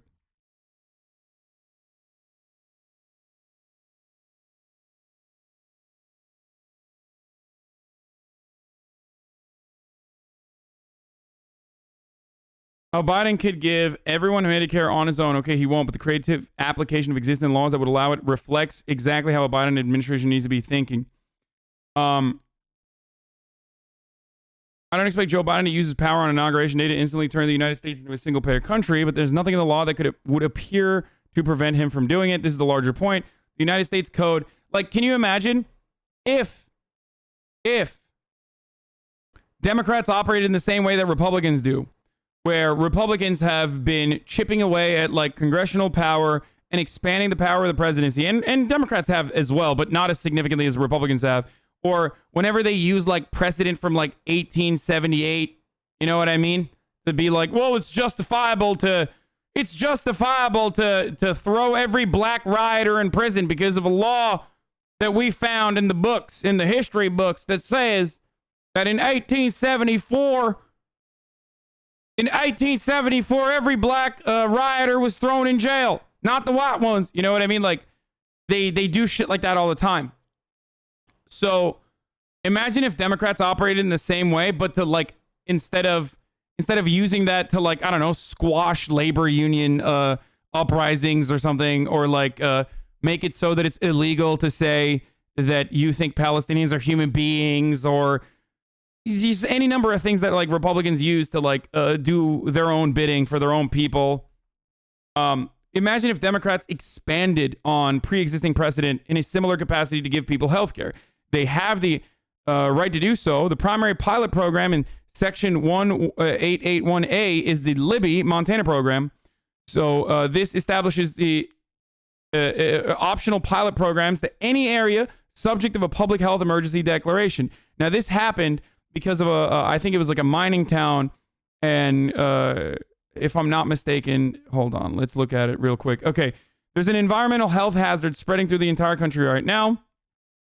Using Section 1881A, the incoming Biden administration can give all 11 million people infected with COVID, and if they want to be really aggressive, all Americans who have tested positive for COVID, the option of free Medicare coverage immediately. They could literally do it indefinitely as well, by the way. Okay? Max Baucus hailed from Montana, played no small part in creating Medicare for all Libyans, but the subject principle was solid. Here's what it is. I'll describe to you what it is. So, there's Libby, Montana, population 2,628, share something in common with the rest of the developed world, but not their compatriots in the United States. They all have access to a single-payer Medicare for all system. As part of the ACA, the residents of Libby who were exposed to hazardous airborne asbestos from a vermiculite mine owned by W.R. Grace Company were made eligible for Medicare for free at the discretion of the Social Security Administration and Department of Health and Human Services. And it was literally codified in Section 1881A of the Social Security Act. The language of the statute refers to any individual subject to an environmental exposure, though it was well understood at the time that this was about Libby. So technically, this already exists in the law. It would just be an expansion of this pre-existing. No, it's not from 1881, guys. It's recent. But you could declare COVID a environmental emergency, as it is an environmental hazardous emergency, a matter of public health, and literally say every single person, it's not Medicare in 1881. Guys, this is a recent... Bro, this is not from 1881. Are you fucking stupid? This is from... What year is this from? I don't even know exactly what year it's from. It's literally from... Oh, it's from 2009, maybe? I don't know exactly.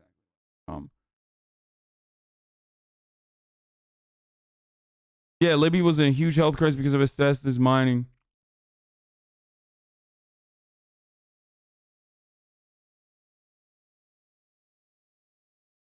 No.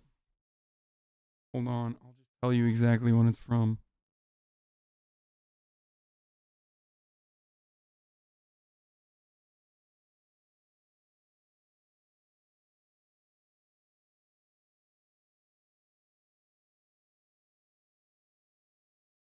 It's in 2011. Or in 2009, I guess. Sorry. Yeah. Immediate rollout. Don't have to wait for fucking 2014. No 10-year rollout. Immediate. You immediately, they offered Medicare for all. That's why it's not Medicaid for all at the time. Because it precedes. Well, I guess it doesn't. It's like literally around the same time, but 2009.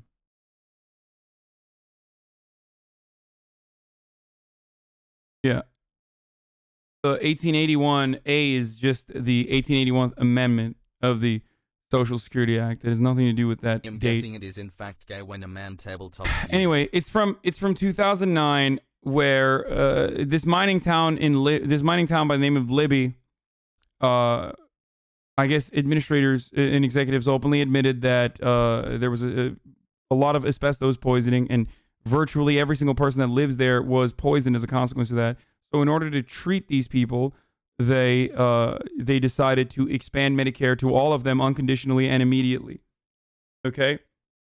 And this is technically an environmental hazard in a similar capacity, of larger magnitude than asbestos poisoning all around the country. So you could technically use COVID as in a similar way to expand Medicare to every single person that's got COVID. And that's, I think, what Bernie Sanders is talking to Joe Biden about. Imagine doing that in Flint, by the way. I mean, ex-Governor Snyder gets prosecuted. That establishes that there was criminal wrongdoing. There was criminal misconduct. There was criminal negligence. That is an instance of environmental racism. Imagine if every single person in fucking Flint, Michigan gets free healthcare unconditionally with an expansion of Medicare. This is real. This is a real legislative agenda item that David Dayen fucking mapped out. And I think Bernie Sanders is talking to Joe Biden about this specifically. The chagrin of Republicans and Democratic Socialists will play a central role.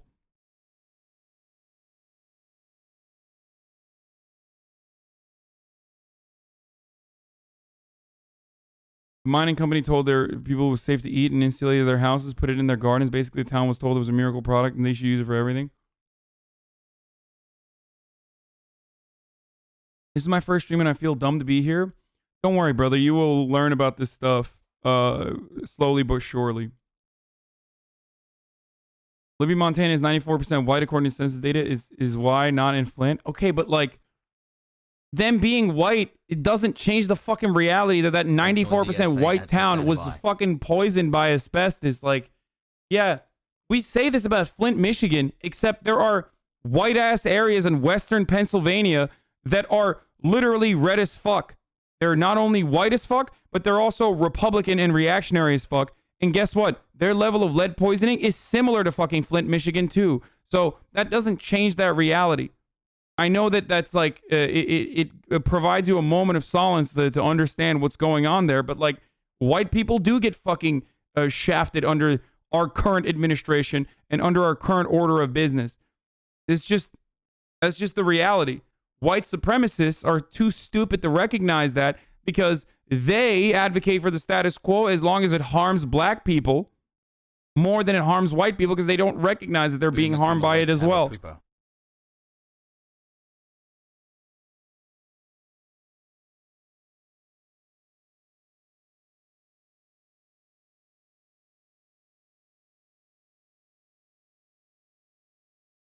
Okay.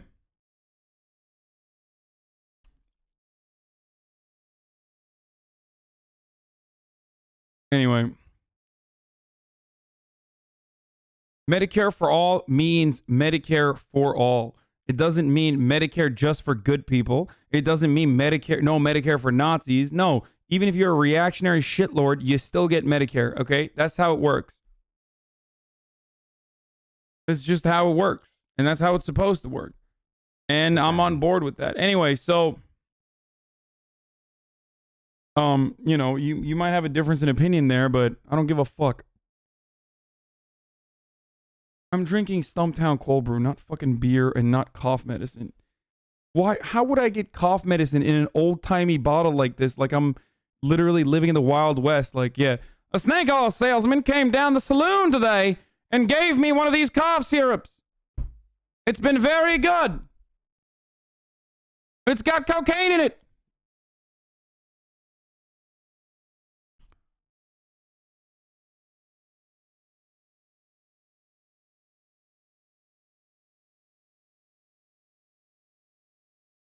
I didn't mean they got it because they're white. I was just pointing out why their environmental hazard caught the attention of the federal government and not Flint.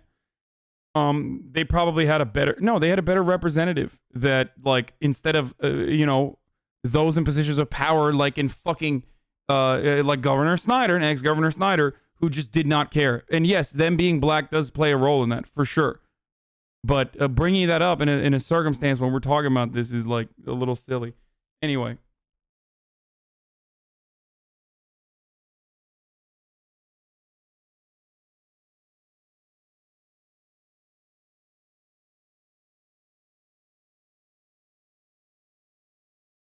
Okay.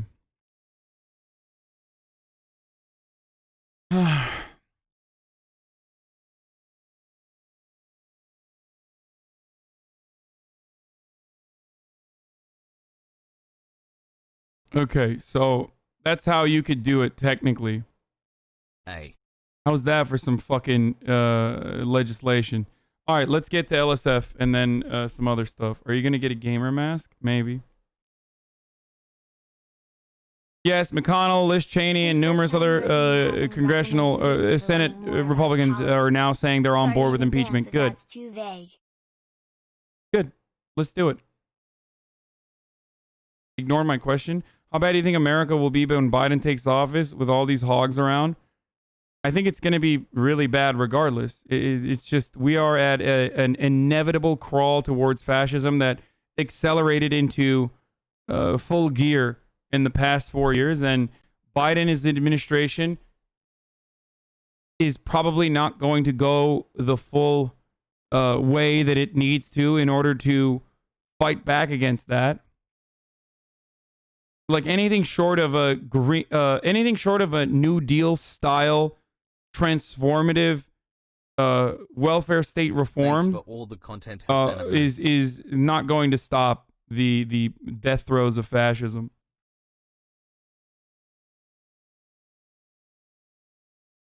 Just simply stating that we're going to restore the soul of this nation and we need to unite the country and then talk about like deficits as though this is a serious or significant fucking problem, when that problem does not exist when it comes to money being offered to corporations or when it comes to fucking implementing gigantic tax cuts, is going to radicalize people even further.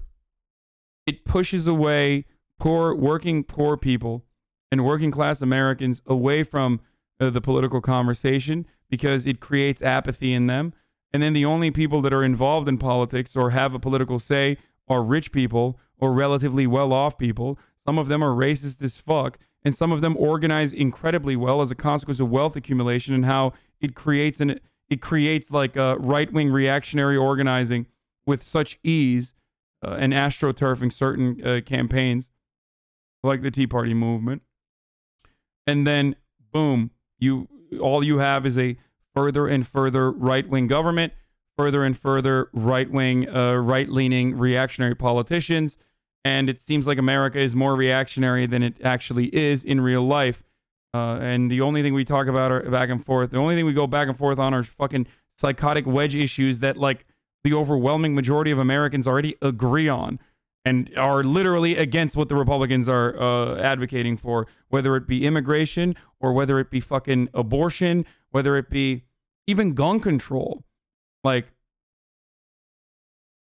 I'm not talking about seizing every AR-15, but as far as like universal background checks, elimination of loopholes and whatnot, this is not even an issue. Like every American agrees on this. Nearly every single fucking American, including responsible gun owners, including card-carrying NRA members, believe in closing up loopholes and expanding gun control to universal background checks. Not if you ask the NRA and politicians, though. I've literally not met a single fucking gun owner who does. I have met some gun owners that are fucking stupid as fuck. And there are plenty of leftist morons in my chat who are like, any attempt to take guns away from American people need to be disrupted. Like, blah, blah, blah. The proletariat should arm itself against the tyrannical government. Like, but outside of like those 12 fucking LARPer tankies and outside of like idiotic chuds that I've met in the wild, most fucking gun owners are like, yeah, of course there should be fucking universal background checks. It won't do anything, but it's a fucking good starting point. And if it won't do anything, then why the fuck would you fight against it? Wow. Anyway, moms are going to be working extra hard on the next one. Keep it civil. Report those who have been uncivil rather than engaging in it. The emote is literally banned in XQ's chat, and he's not even live yet. Pepe laugh. Oh, no, no, no. At least people are proactive about it. So what is it?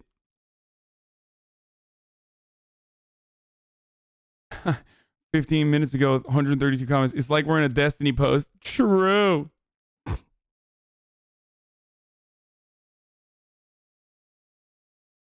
So who is the person? And what's their background? I don't know anything about the PogChamp emote. Click the link.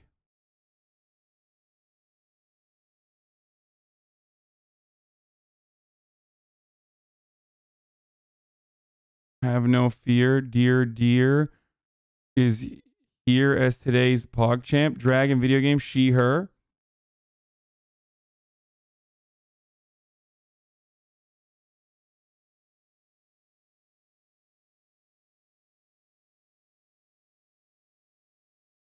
Bro, I have video from YouTube about America. I want you to see one of your mods. Ban it. I don't know why. Dear HasanAbi transphobia. What? No, this is not the dear person.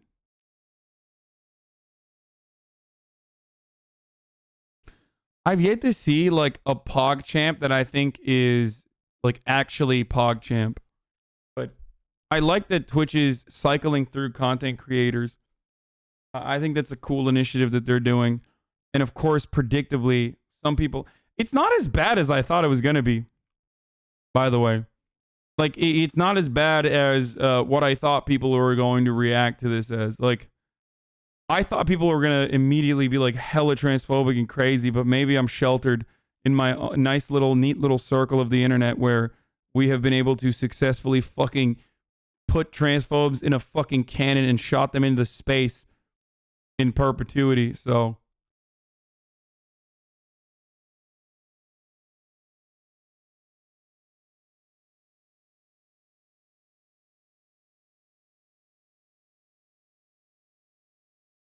forcing comments, new PogChamp emote. Let's see. Tankat donates 3 and says, when someone asks for your opinion on the new PogChamp. I prefer really not to speak. If I speak, I am in big trouble. In big trouble, and I don't want to be in big trouble.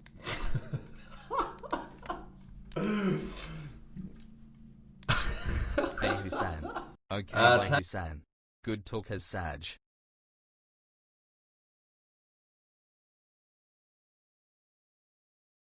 Dude, this desktop is the most cancerous fucking thing I've ever seen in my entire life. Motherfucker has what is this? What is this, bro? He has a Microsoft Edge, bro. What are you doing? Microsoft Edge, dude? I can't. All right, let's just move on. Alexander Botes discovers Hikaru unfollowed her on Twitter. HasanAbi happy 3 months, BB. Speaking of unfollowing, Botes unfollowed me. Did he? Wait, let me look. I will laugh. Drama. No, I don't think he did. Yeah, Botep unfollowed me on Twitter. I'm trying to explain that I'm a person who wishes to live a very quiet life. I take care not to trouble myself with any enemies like winning and losing that would cause me to lose sleep at night. That is how I deal with society and I. 3-month Andy. Oh, he did unfollow me.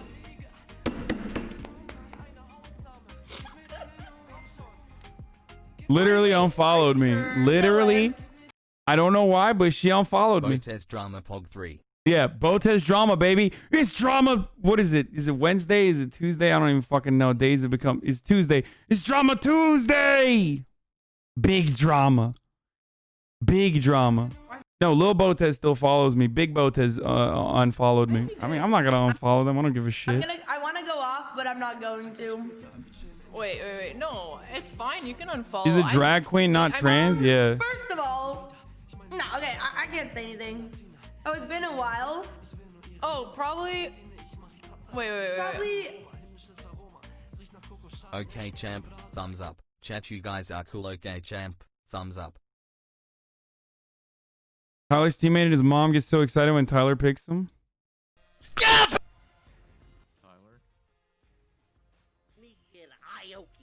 Yeah, baby! We still in this shit! Let's go, Tyler! Fuck yeah! Alright, we in it. We in it. Now we win it. Okay. Hashtag grammar free happy 8 months. Hashtag G. Love 50 months, holy shit. We can stop. I heard you react to it before I even heard it. My boy. Oh, that's awesome, dude. Aww. We win this shit for IoT. That's awesome. That's awesome. Still, boys, we still fucking in it. So, what's up? Is like, if you're a part of Tyler One's team, do you also have to have the same scuff mic and yell into it in a similar capacity? Is that like the only... Is that... Like that literally... I thought that was Tyler One. Like, I literally thought that was him speaking. And like speaking a nasally voice, kind of like this. Let's go, Tyler! Fuck yeah! That's That's awesome, dude. That's too much for me. Me kid, That's what you stream for, dude. It's very nice. That's awesome. That's awesome. Watch yourself, kid. He'll fucking fold you. Yeah, right, dude. He lives in like, where does he live in? Like fucking Missouri. Good luck, baby. Yep, their ice blade. I'll link that. That's awesome, dude.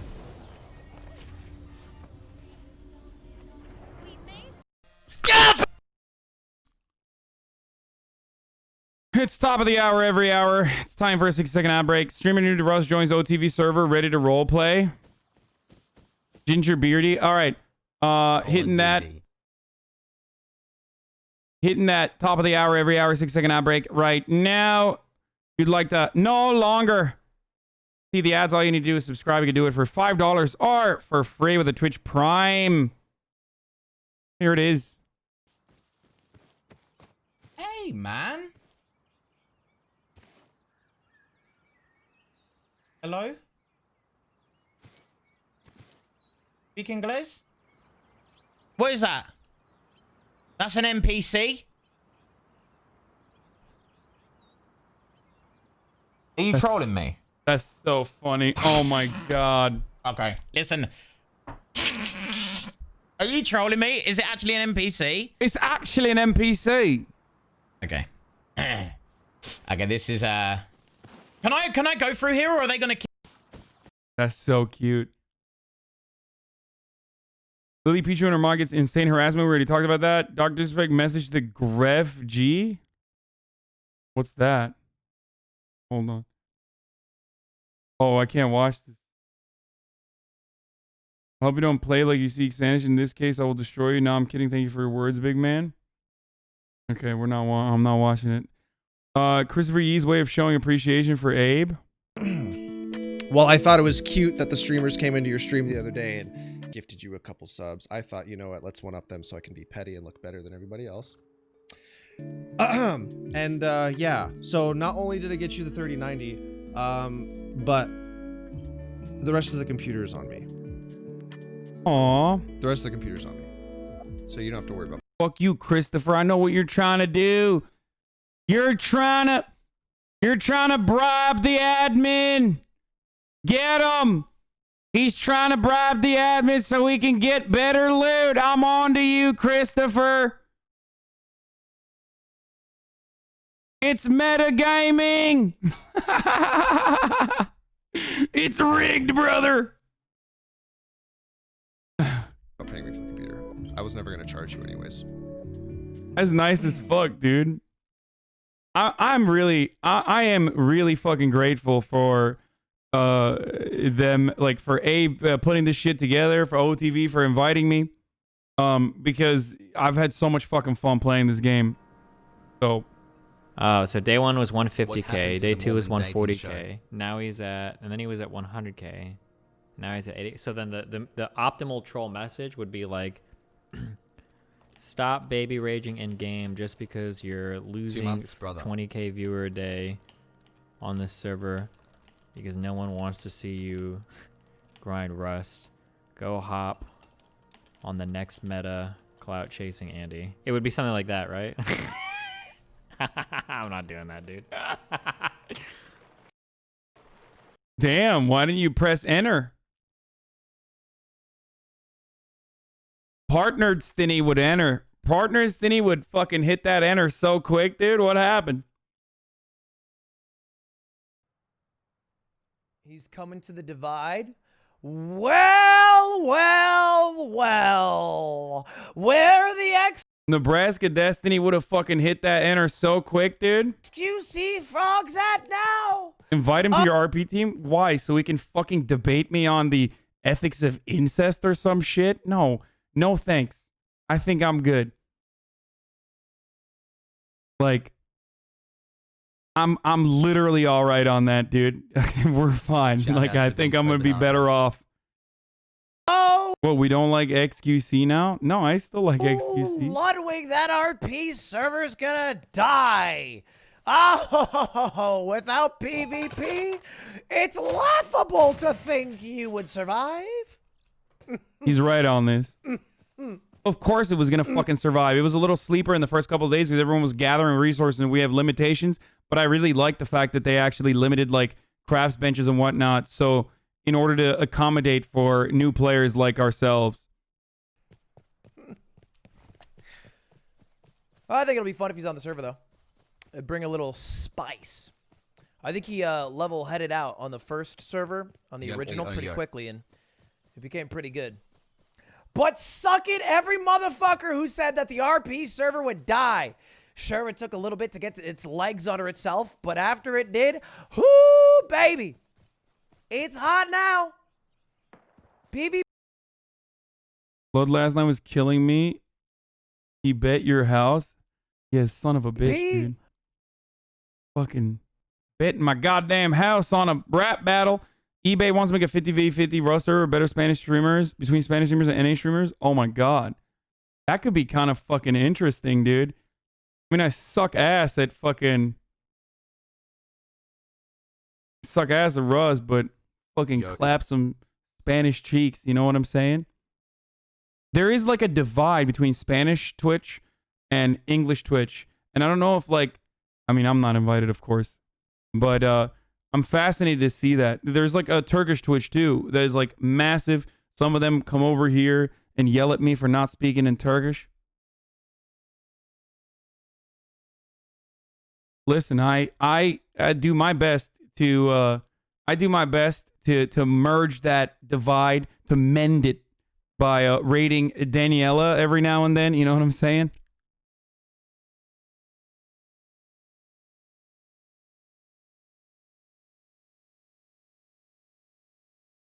Massive is pushing it for Turkish Twitch. No, bro, Turkish Twitch is pretty fucking big too. Are you kidding me? Top Turkish Twitch streamers are 40k Andes when they stream, like literally. You got Jardine, you got El Rain. I don't know why they all fucking sound with the rain, but you have Kendine Musician, Videoyun. There's like a lot of fucking Turkish streamers that are huge. But of course, the #1 Turkish streamer is Amaranth. She might not speak Turkish, but the #1 Turkish streamer. Amuran tabi aç izleyek abi. Türk var mı? Türk var mı? Preliminary analysis of community emote used from LSF clips. Eilish refused to play your princess after she falsely accused. Donkey causing more drama. What is he doing? I know it was you. I know you're acting AFK. You killed me. Hello? How will... Okay. Ban him. Ban him. Mods! Mods! It's too far. That's too far, dude. That is fucking way too far. He needs to be banned. Go. Drive-by door knock, dude? What's next? You're gonna leave a bag of poop that's on fire outside of their doorstep? Big drama. That's exactly the kind of toxic Rust. Dude, this is what I mean when I say Rust toxicity, dude. Rust fucking toxicity is out of control. Also, why is he playing with motion blur on? Jesus Christ, Donkey. Vigor gets taunted and the consequences of breaking character on RP server. You stupid bitch, meow. -1. Love you, Arjan. Waffle Gator's on the RP server? Ow. Oh, that's sick. Use motherfucker shoot me, man. Why? It's Drama Tuesday, baby. You motherfucker. I'm gonna die. Fucking 8,000 right fucking wood, you motherfucker. Then do RP. Do it. I'm gonna die. And it's gonna be on your hand. I'm dead. I'm dying. I'm dying. I'm gonna die. +1 me right now. I'm gonna die. It's your fault. I lose 8,000 wood on your conscience. You're not role playing. Your voice changed. Your voice changed. Don't have your food. voice changed. You're not role playing. -1, -1, -1, -1, -1. -1, meow. You motherfucker, I fuck your mother bloody. Hi, Softy, nice to see you. How are you? Very nice day, huh? Yeah. Do you need syringe? You stupid bitch. So dumb. -1, -1, -1. Asmin on why Abe is stressed out. XC quiz OTV PvP server, so that's not even real. Okay, see, the fucking drama has moved on already. This is the last thing I'm going to show you before we move on one more time. Donkey, you make bad videos. What's next? You gonna go to Vimeo? Donkey, you smelling kind of funky. You're bad, you couldn't beat Splunky. Every time I stream, I sit down for a meal. Once I win this battle, you'll be crying, stop to steal. Donkey, you're a fucking broke boy. You'll need this scrap. I'll tell you, go home, boy. Mondays, maybe for motherfucking drama, but my dick can't get enough of your mama. It's not enough to go back and forth. Time to spit bars like the Force. I'm about to talk in Turkish for the next portion, so you might not understand what I'm about to say. Donkey, geldin buraya, neden geri verdin? Gelemedin ama gel beni verdin. Amerikalılar İngilizce biliyor. Anlamıyorlar dediklerimi bilmiyor. Pepega dedim bana burada. Gel beni usta.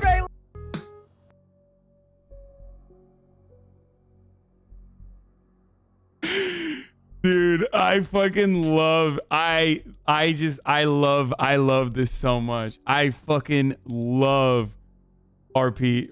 Rust RP. It's so fucking good, dude. It's so good. Azıcık salla. Yeah, by the way, no one knows Turkish, so I took liberties there and just totally made shit up. Like that, I'm gonna keep it 100 for all of you.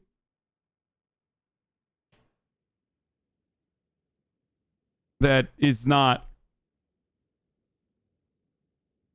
It was lit, hilarious. The entire thing, Duncan, was amazing. You killed it. Yeah. Thanks, Dad. See you. I literally thought he was gonna drop fucking absolute bars. People were like, "Have you ever heard Donkey freestyle before?" I was like, "No."